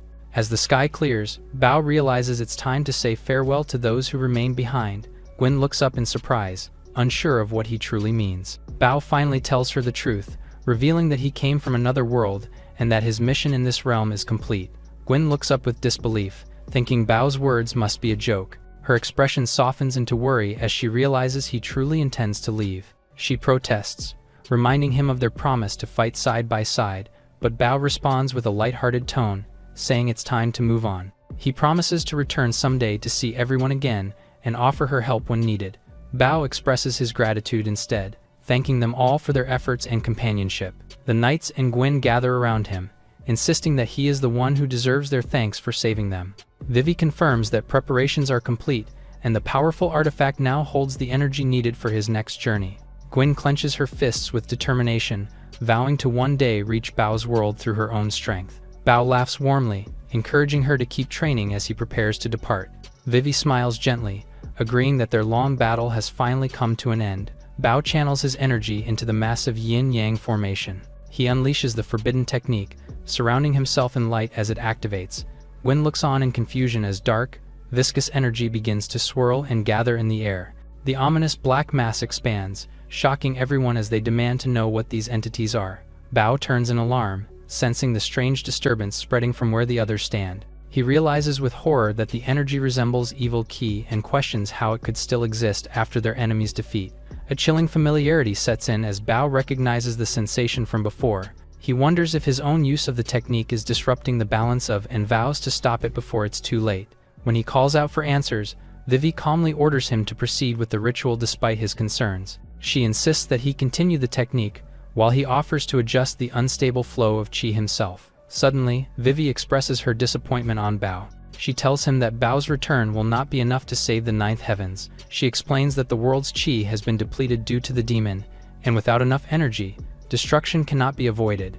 Bao questions her motives, demanding to know why she made him perform the reincarnation ritual if the world was doomed. She calmly answers that it is the only possible way to save the ninth heavens. She describes how life energy can restore itself when damage is minor, but once it surpasses its limits, survival requires consuming other life forces. She reveals that the only way to restore the ninth heavens is to draw ki from another world. The true nature of her plan unfolds, one that rebuilds a dying realm using another's life force. Horrified, Bao realizes that saving the ninth heavens means sacrificing Brest entirely. Win and the others overhear and react in disbelief, struggling to accept the idea that their world might be destroyed for another's salvation. Vivi blocks Gwen's path, cutting her off from Bao as the ritual continues. Gwen shouts in disbelief, demanding clarification on what she just heard. Vivi explains coldly that their continent's ki is already fading, and using its remaining life force to sustain another world is the lesser of two evils. The knights erupt in anger, refusing to accept that their world should be the one sacrificed. Vivi responds without emotion, saying they lack the power to control chi, and thus have no choice. Bao falls silent, struck by the weight of the revelation and the impossible choice before him. Gwen and the others try to break through, pleading for Bao to hear them out while Vivi insists the ritual must continue. When Bao confronts her in outrage, she lashes back, asserting her authority as his predecessor and forcing him down with a strike. She reminds him that this sacrifice is the only path to save the ninth heavens, and that he once swore this mission as his destiny. Bao, burning with determination, declares that the people of this continent are not part of this burden. Long ago in the ninth heavens, Vivi first uncovered the essence of chi. People marvel as the power manifests, animating objects and nature itself in wondrous motion. Vivi demonstrates the full potential of the chi techniques, foretelling a transformation that will reshape their world. At only 11 years old, she invents the chi-wielding technique and begins training others, forming the foundation of the ninth heaven's future. She gathers her disciples, declaring the birth of her sect, uniting those capable of mastering chi. By 13, she becomes the first sect master, and over the next decade, chi-wielding spreads, ushering in prosperity and advancement across all realms. The ninth heavens enters an age of enlightenment, but signs of decay soon appear, as parts of the world begin to wither unnaturally. Vivi studies the phenomenon, realizing the chi-wielding technique drains the world's life force, leading to imbalance and death. She laments the widespread use of the technique, acknowledging it is now impossible to contain, yet fearing that continued depletion will bring ruin. Desperate for a solution, she spends years searching in vain, until one fateful day when she uncovers a potential breakthrough hidden within the flow of chi itself. She witnesses a radiant entity forming within the flow of chi, taking on the shape of a childlike figure made of pure energy. The being moves with innocence and grace, its every motion releasing waves of chi. She realizes that unlike normal ki, this one's essence does not fade or deplete, making it a phenomenon that could sustain the world's balance. Understanding its potential, Vivi gently reaches out, inviting the childlike chi to follow her. Vivi finally discovers a possible way to restore balance. She begins to suspect that the glowing childlike being before her might be the legendary chi spirit said to dwell within all living things. With curiosity, she approaches and tests whether the entity can understand her words or control the flow of chi. In response, the spirit unleashes a magnificent surge of golden chi. Vivi observes in awe as the world's ki remains stable despite the vast release, realizing this entity's presence could sustain their realm. The spirit, filled with innocence, asks about showing herself to the world, eager to understand her purpose. Vivi activates a sacred technique, calling down heavenly light to reveal the spirit's true power to all creation. The spirit feels her energy spreading across vast distances, sensing her chi travel to faraway lands. Vivi explains that she channeled the spirit's energy through chi wielding to bring renewal and aid to the suffering world. The spirit smiles as she feels life return to the land, crops thriving and creatures healing, realizing for the first time that her existence can bring joy and hope to others. Vivi and the spirit both resolve to continue their mission side by side to restore balance. Over the years, Vivi channels the spirit's boundless energy to slowly heal the realm, eventually naming her Lily. Exhaustion begins to show as Lily struggles to maintain her strength, breathing heavily under the strain of sustaining the world. Vivi recalls a distant mountain where an old man's orchard thrives only because Lily's chi stabilizes the collapsing land. Knowing countless others depend on Lily's energy, Vivi gently urges her to hold on a little longer until the world begins to heal on its own. Lily gathers her remaining strength, vowing to continue despite her exhaustion. Touched by her devotion, Vivi promises that when their task is done, she will find a way to grant Lily a human form. Lily's eyes light up as she confesses her desire to live as a human and experience life. Despite their tireless efforts, the depletion of ki proves overwhelming, and darkness begins to reclaim the world as life itself starts to fade away. The new version of Vivi's technique begins draining Lily's strength faster, causing her to spend more time unconscious and less time awake. A mysterious voice urgently warns Lily to stop what she's doing before it's too late. Vivi listens as Lily confirms hearing voices that are not of their world. Realization dawns on Vivi as she recognizes the voices as signals from beyond their realm. Determined to uncover the truth, she continues studying Lily and learns that the chi sustaining her does not originate in their world. Recalling her first experiment with ki wielding, She realizes that she unknowingly connected to higher worlds and spread her energy across multiple planes of existence. Within the endless stream of chi, Vivi becomes one with the flow and sees immense clusters of energy in the distant void, realizing these are bridges that connect different worlds. All realms are linked by the river of chi, and only Lily can uniquely sense and draw chi from beyond her own world. A warning arises that taking chi from another world means taking life from those who inhabit it.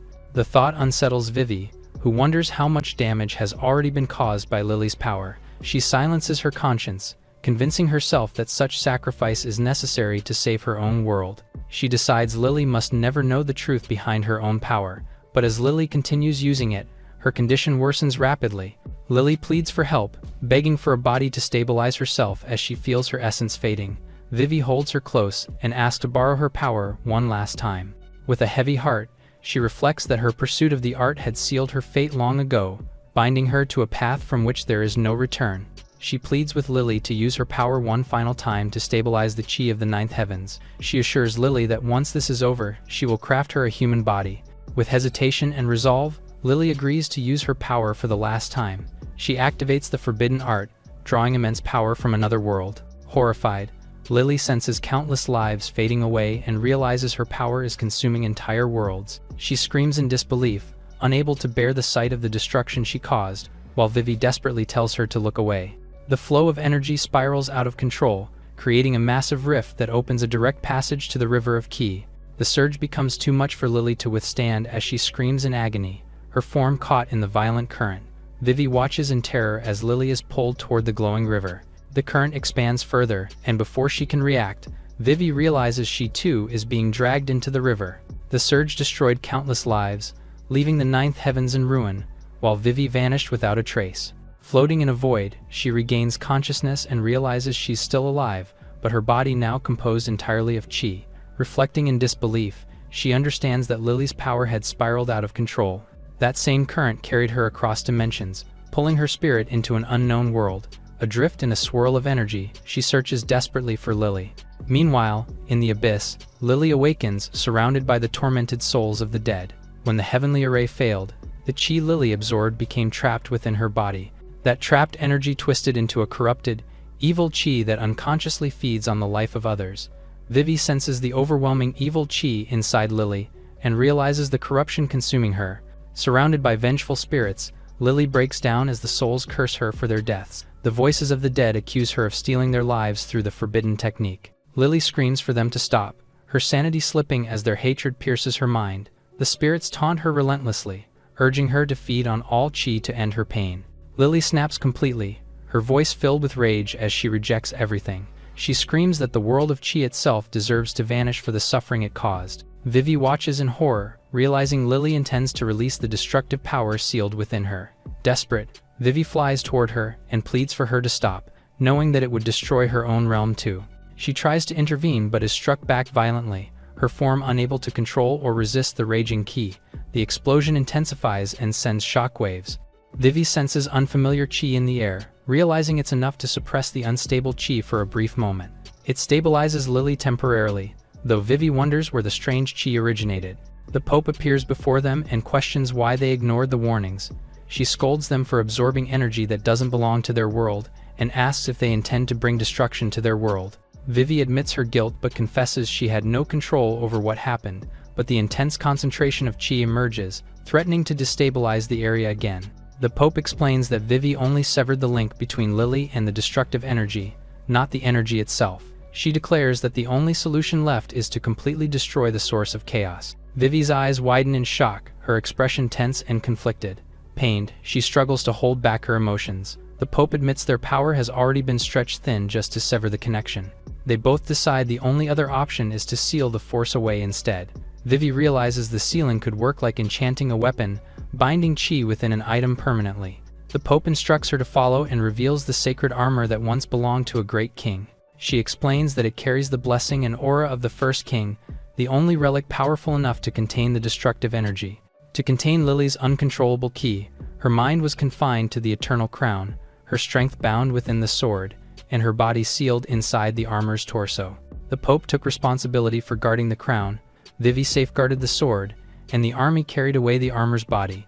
Together, They concealed the truth of the seal and focused on neutralizing the remaining evil chi that still lingered in the skies. Without Lily's control, the corrupted chi condensed into a black void, until it gained awareness and earned the name of Four-Eyed Demon. Over time, the malevolent chi began seeking rebirth, possessing fallen warriors to reclaim form and strength. Time passed, and Vivi quietly cultivated her power once more, and occasionally sensed remnants of her chi in the ninth heavens until one day she discovered faint signs of its revival. The connection between both worlds caused chi to drift from one to the other, intertwining their fates. She theorized that transferring all of this continent's ki could restore the ninth heavens to life, yet doing so would doom the continent entirely. But the memory of Lily resurfaces, and she acknowledges that it wouldn't be the first time to make a sacrifice. Even with the burden of guilt, Vivi resolves to move forward, believing it to be the only path left. She realizes she needs a place dense with ki and remembers the Four-Eyed Demon, but her weakened state prevents her from approaching it. Meanwhile, the plan she set into motion begins as the 11 kings wage war against the Cursed Armor army. Amid the chaos, a warrior dreams of invincibility, yearning for the Excalibur that could grant him ultimate power. Vivi reveals that the sword bears a hidden trap, where it drains the ki of anyone unworthy to wield it. She muses that if one cannot endure this trial, they would never survive against the demon.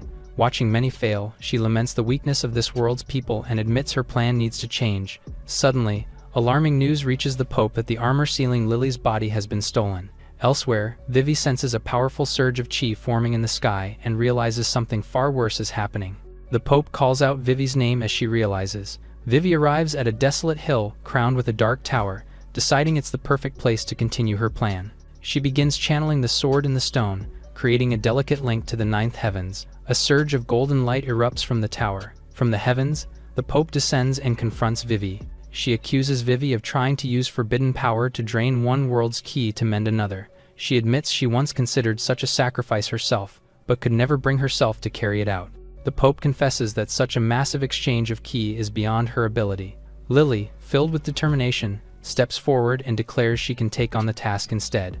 The portal activates, pulling in chi from another timeline, and Lily realizes it comes from someone descended generations later. She explains that merging the armor with the Four-Eyed Demon will grant control over his immense power. The Pope angrily rejects her plan, refusing to sacrifice his entire continent in exchange. As the two clash fiercely, Lily vows to stop her from interfering with her mission. The merging ritual succeeds, and the armored figure awakens, now infused with immense power. The only thing left for Vivi now was to wait. Lily confronts the Pope again, demanding to know what she took from her. The Pope coldly reveals that she removed part of Vivi's memories so she would forget her plan to destroy the continent. The cursed armors begin to close in, threatening to consume the newly awakened armor. The Pope prophesies that the armor will work with the cursed armors and is bound to meet his fate. Vivi vows that no matter how long it takes, she will always find another way. She glares angrily, knowing that the Pope has already spent too much power and will fall into a long slumber soon. Later, the Pope suddenly regains consciousness. A knight rushes in relief to see her awake, explaining that much time has passed and the 11 Kings battle has already been lost. The Pope rises and strides, feeling the weight of wasted time pressing upon her. Standing before the sacred sword, she prepares to unleash her final measure. Witnesses outside recognize the radiant light and cry out in awe, realizing the Pope still lives and has invoked a divine decree. Her voice echoes across the land, calling on the remaining warriors to stand firm, fight with faith, and embrace the courage of true knights. When asked if she truly has a way to save their world, she quietly confirms. Internally, she admits the grim truth that any use of the forbidden power will doom their world to destruction. The Pope acknowledges the risk and decides to draw a powerful soul using the light of the crown, forcing him to wear it and bear its burden. The plan is to release the contained energy in a controlled space, ensuring that only part of the land is destroyed instead of the entire realm. As Bao advances through, the Pope hadn't realized that sacrificing him would come so soon. She presents the eternal crown, a relic said to end everything when worn. Both Bao and Vivi face her reluctantly. The Pope falters, struck by hesitation as the moment of decision arrives. Vivi rushes in, pretending to feign concern to disguise her true motive. As she supports the weakened Pope, she insists to take care of the Pope, while Gwen asks Bao to wear the crown. Whispering closely, Vivi reveals that she has regained the memories the Pope once stole. As Bao takes the crown, it merges his essence with that of the Four-Eyed Demon. Vivi remarks how Ki is an unstoppable force of fate intertwining both worlds. The Pope reaches forward with determination. She strikes Bao from behind, channeling the last of her power into what comes next. The Pope gives her final command. King Urian appears, called forth by the Pope for a grave purpose. She explains his role, trusting his willpower to resist the demon and serve as the final safeguard for their world. The Pope instructs that if her plan fails, a brilliant beam must be released to awaken the sealed consciousness within the crown. To awaken it, the wielder must destroy themselves, unleashing immense energy to stir the dormant power.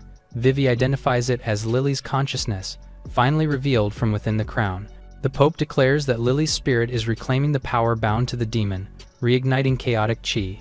The Pope coldly suggests that both worlds be destroyed together, leaving fate to decide which one survives. Vivi smiles confidently, assuring that the destruction she predicted will never come to pass. She reveals that her chosen warrior is far beyond mortal limits, a sect master whose followers will unite and channel their strength to him, allowing Bao to inherit that immense power and rebuild a new realm from sacrifice. The Pope acknowledges that if such a plan succeeds, she will have no objections left to give. Exhausted, the Pope collapses and admits that she and her allies have already done everything possible. Vivi solemnly declares that only one world can endure, and she regrets that truth. She confesses that she must save the ninth heavens, even if it means choosing destruction elsewhere. Back to the present, Gwen and the soldiers stare in disbelief, confused by the visions they've just witnessed.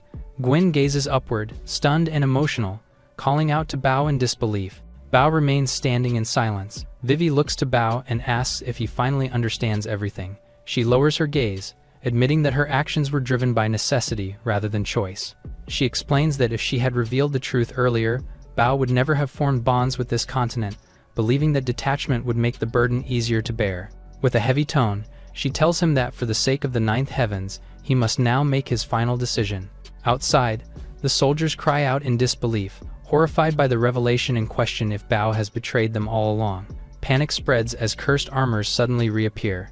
A knight confronts Bao directly, demanding to know if he is behind the return of the cursed forces and the potential destruction of their world. One soldier shouts for them to remove Bao's helmet, desperate to uncover his true intentions. As they approach, they are stunned to discover that the armor is hollow, moving on its own without a body inside. Realization dawns as they scream that Bao was never human, but one of the cursed armors all along.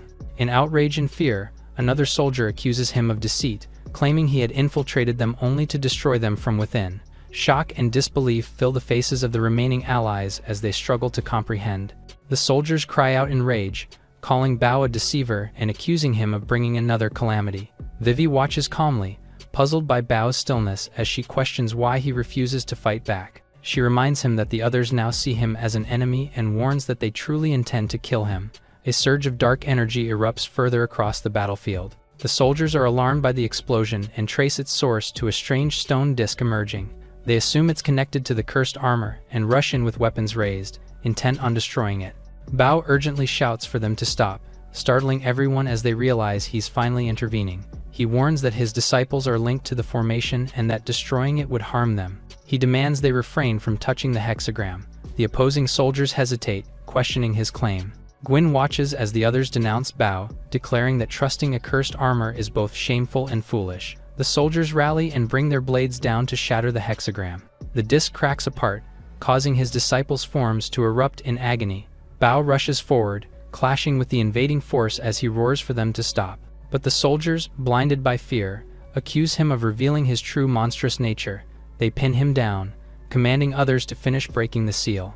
The energy backlash grows uncontrollable, the disciples crying out for their master. He can only watch as the chaos unfolds. Soldiers cry out to kill the cursed armors, driven by fear and desperation to survive. In silence, he reflects on the people's shared cruelty, recognizing that they are no different from one another. He speaks calmly and says he understands their actions, knowing they fight to protect their own world. He acknowledges that anyone would do anything to preserve what they love. With quiet determination, he admits that he too is fighting for the same reason. His armor glows as he prepares a technique. The air trembles as he activates it, reawakening the reincarnation technique. Watching from afar, Vivi realizes Bao has made his decision and calls upon Brest to embrace its end. The soldiers panic as the energy consumes the battlefield, mistaking Bao's final act as an attempt to kill them all. Bao reveals his true identity as a Chi master hailing from the ninth heavens. The battlefield erupts in chaos as Gwen is warned to retreat, while she calls out for Bao. She hesitates, Watching as Bao's aura flares violently before her, she confronts him, demanding to know if his goal has always been to destroy their world. Bao admits they are from different realms and insists his mission is to save the ninth heavens. He declares that anything beyond that purpose is irrelevant to him. He sends Gwen reeling, disbelief and sorrow written across her face. Carl rushes to her side as she collapses from the shock, cursing Bao's betrayal. Determined to stop him, the knights grab the mysterious stone disc and decide to take it far from the battlefield. In response, Bao unleashes his ultimate technique, a devastating golden strike that shakes the heavens. Carl pauses mid-battle, thinking hard as he turns toward Bao. He starts to describe a legendary dish called the Million Dragons Feast, crafted from the best ingredients of every land. With reverence, he says it takes immense skill and patience to create, a meal reserved only for the most honored. Carl admits that despite his early distrust, he's realized Bao is the only one who could stand beside Gwen. Then, he glares bitterly, saying he once thought Bao deserved that honor but no longer feels the same. He spots a cliff caused by the earthquake and plans to use it to his advantage. Bao reacts instantly, striking Carl before he can make his move.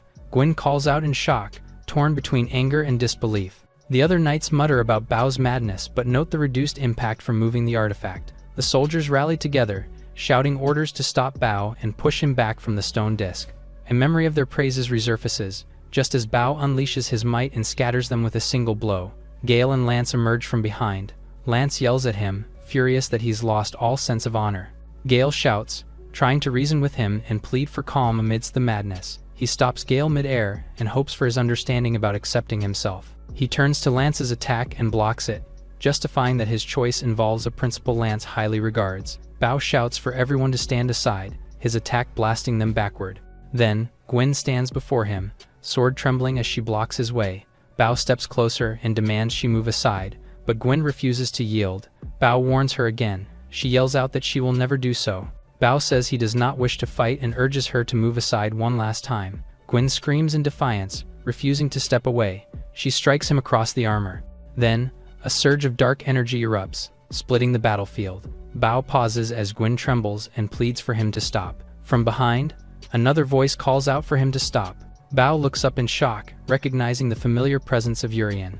The spirit of Urien manifests and Gwen panics, asking why his essence is within her as the king's voice echoes from within. He explains that during their last encounter, his chi intertwined with hers before fading away. It's also been intertwined with another power belonging to the Pope, whose chi connects to her own. Gwen questions Urien about his connection to the Pope, but he avoids the question. He explains that her chi has now fully merged with the Pope's, granting her the ability to wield the remnants of that divine power. Golden light engulfs the battlefield as Urien declares her the last hope against the rampaging knight. Gwen recalls how she struggled with chi before.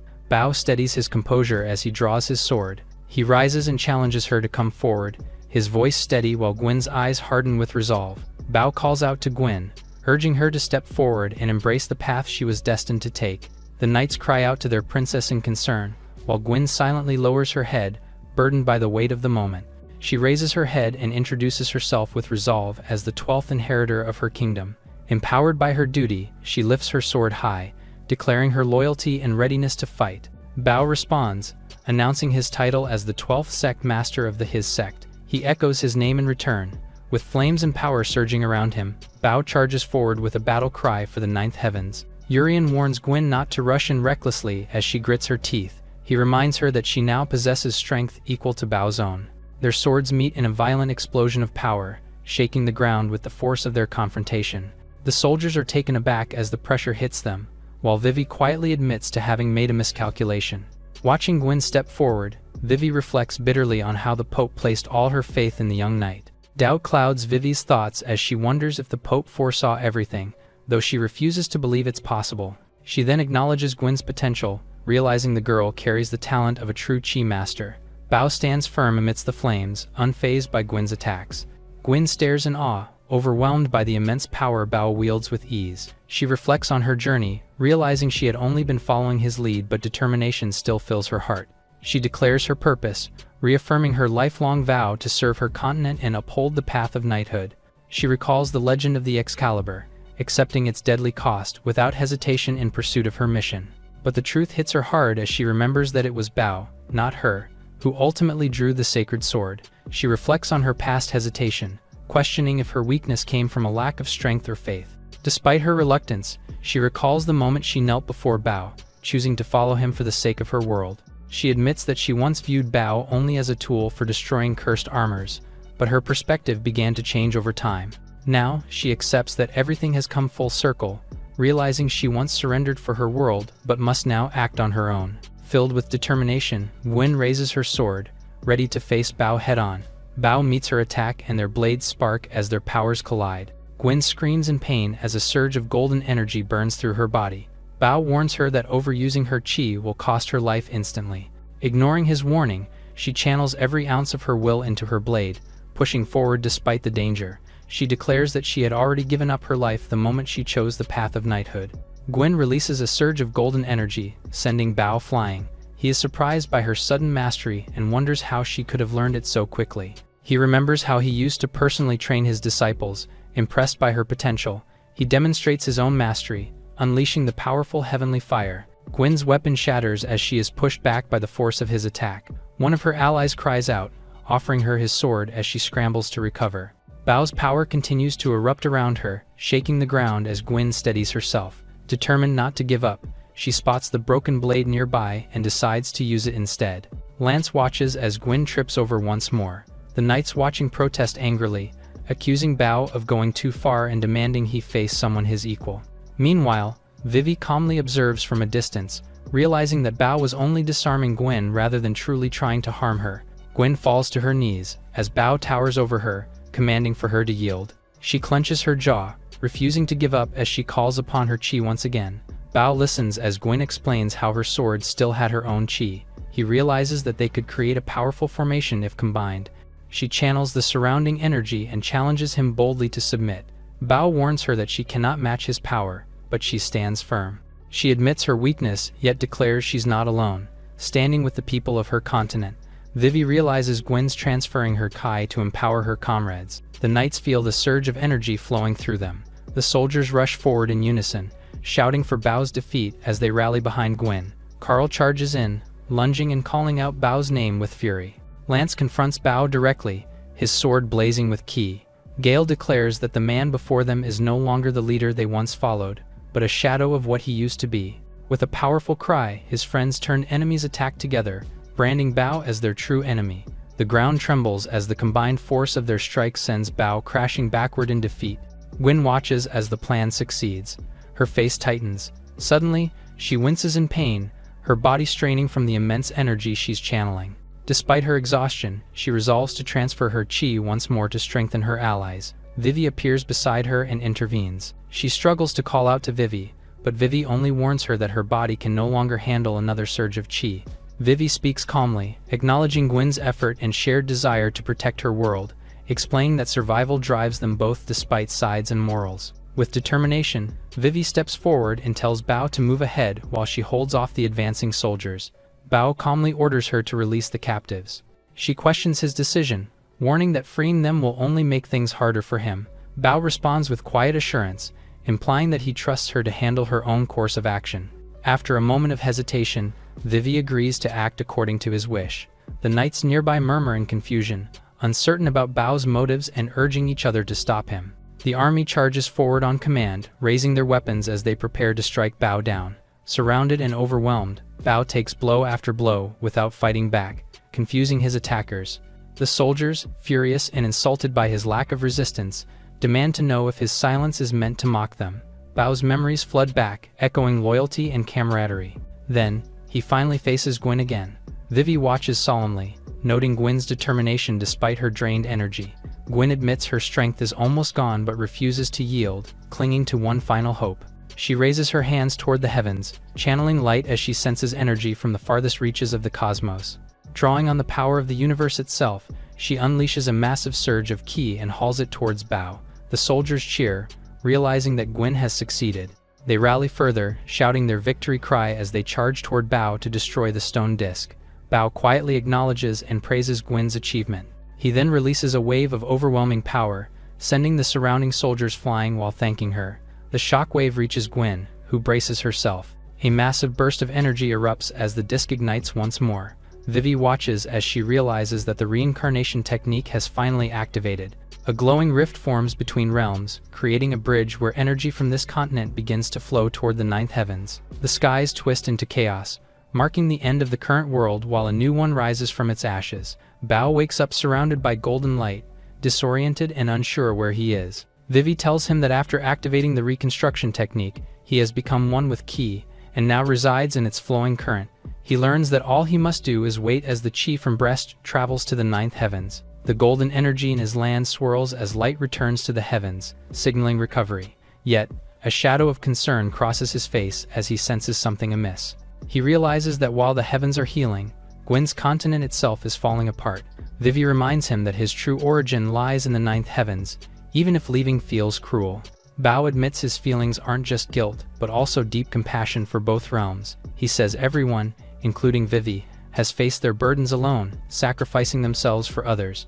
She warns that such devotion may lead only to a dead end. Moments before a surge of energy erupts above her, she stares wide-eyed as Bao channels the power, his resolve stronger than ever. The river of Qi gleams as it transfers energy upward. Vivi panics as she realizes the Qi is being pulled away instead of ascending toward the ninth heavens. She examines the chaotic flow and concludes that the river of Qi may have infinite branches, each leading to different directions and outcomes. The flow of energy begins to distort as she fears the Qi from both Gwyn's continent and the heavens will be drained by these unstable branches. She calls out to Bao for help, desperate as the situation spirals out of control. Bao lowers his head, admitting that since returning to the continent, he no longer possesses a physical form. Bao recalls his first arrival in the New World, driven only by revenge against the four-eyed demon yet powerless to act. He admits his alliance with Gwyn began with mutual exploitation, like two currents entwining within the river of Qi. He reflects that either side could have abandoned or sacrificed the other, with one gaining power as the other faded away. He realizes such relationships only deepen conflict, as both sides lose their purpose and reach a dead end. Determined, Bao declares that even a small change in choice could alter everything. Vivi warns him to return before the current consumes him completely. A surge of golden light shoots through the sky, marking a powerful shift that shakes the battlefield in Gwyn's continent. Soldiers watch in disbelief as the Bao's armor begins to stir, defying their earlier victory. The armor drives the Excalibur deep into its chest, shattering the plate in the process. Vivi watches the events unfold through her Qi. She demands to know why Bao destroyed the body left in the continent, warning that it could disrupt the river of Qi and the balance of their world. With a determined expression, Bao reveals that this was his true intention all along. Vivi yells for him to stop, warning that his madness could end like Lily's downfall, and threatens to intervene herself. He stays calm, dismissing her warning as if her power or words mean nothing to him. Furious and desperate, Vivi shouts that she doesn't need him anymore, declaring she can finish everything without his help. Her anger reaches its peak as she calls his name, unleashing her energy toward him in a blazing confrontation. She suddenly halts in confusion as the golden light around them shifts and begins to move unpredictably. Bao smiles faintly, sensing the surge of power, and announces that the moment he was waiting for has arrived. A torrent of energy bursts open around them, overwhelming both with an immense flood of Qi. Vivi realizes in shock that the energy is being drawn through countless glowing branches that connect like veins of light. Bao calmly states that the energy gathered has finally reached its limit, prompting her to look where the skies blaze with endless golden streams. She realizes that the light she's seeing is Qi from countless worlds, and Bao explains that what they thought was vast is only a small fragment of something far greater. The golden light expands as he explains that linking the ninth heavens and Gwyn's continent through the river of Qi allows energy to flow freely across worlds. Shocked by the revelation, she realizes he is reaching beyond their world entirely. She questions if the immense energy he wields is the same dangerous power that once consumed Lily. Bao smirks confidently, claiming his mastery surpasses all others and that such control is only natural for him. He reveals that his breakthrough came from observing Gwyn's ability to borrow Qi from another world and thanks her for the inspiration. Vivi challenges his logic, pointing out that it feels no different from their previous, flawed attempts. He explains that this time, instead of draining only Gwyn's continent, he has drawn from many worlds to restore the ninth heavens, even if it means others will suffer loss. He quietly accepts the consequence, saying he knows this burden just as the continent once bore it. He recalls how alone he could never fight the cursed armors, but with allies like Gwyn, Gale, and Lance, their combined strength changed everything. He says that with all of his friends, including Vivi, he finally has hope. Countless stars representing worlds shimmer across the void as he explains that by linking to many realms, they can restore both worlds with minimal harm to each. Vivi protests in disbelief, saying that sustaining so many chi links at once is beyond possibility. Bao rises, declaring that he must remain as the central anchor, the pathfinder who channels all connections. She warns that allowing so much energy to surge through him will destroy his body, but he smiles and says such limits apply only to mortals, not to him.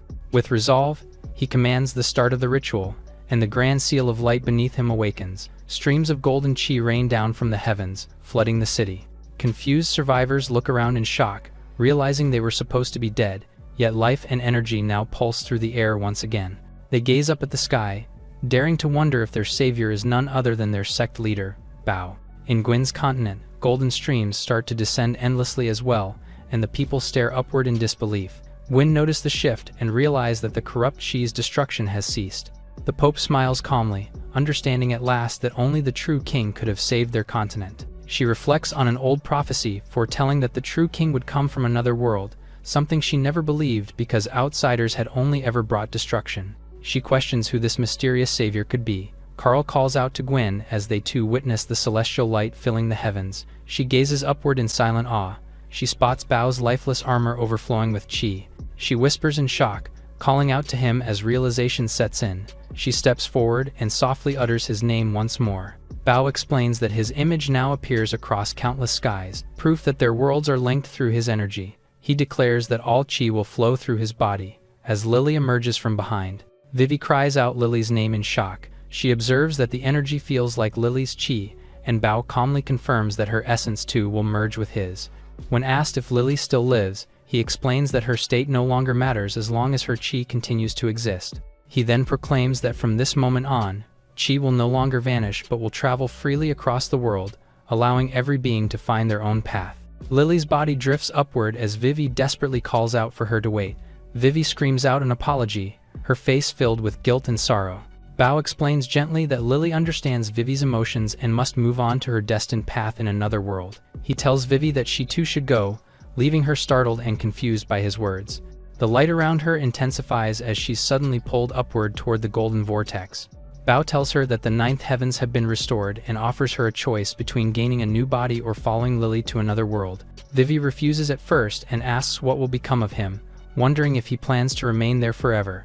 Tears fill her eyes as she protests that it was her fault everything began, yet he's the one carrying the heavy responsibility for it all. She pleads with him, insisting that once breast and the ninth heaven are healed, he should no longer have to sustain the connection between worlds. He admits she's right but adds that through his link to the infinite realms, he now sees similar events unfolding across many other worlds. Bao envisions countless people who live, love, and regret within their brief lifetimes while struggling with the chi that shapes their existence. He reflects that those who walk their paths alone will eventually reach a dead end, but when they have someone beside them, endless possibilities unfold. With calm conviction, he declares that his own path lies here, choosing to remain as one with all worlds, eternally bound to their light and life.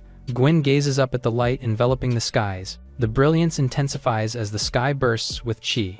The chaos fades into silence as the sky clears, leaving the soldiers stunned by the sudden calm and stillness.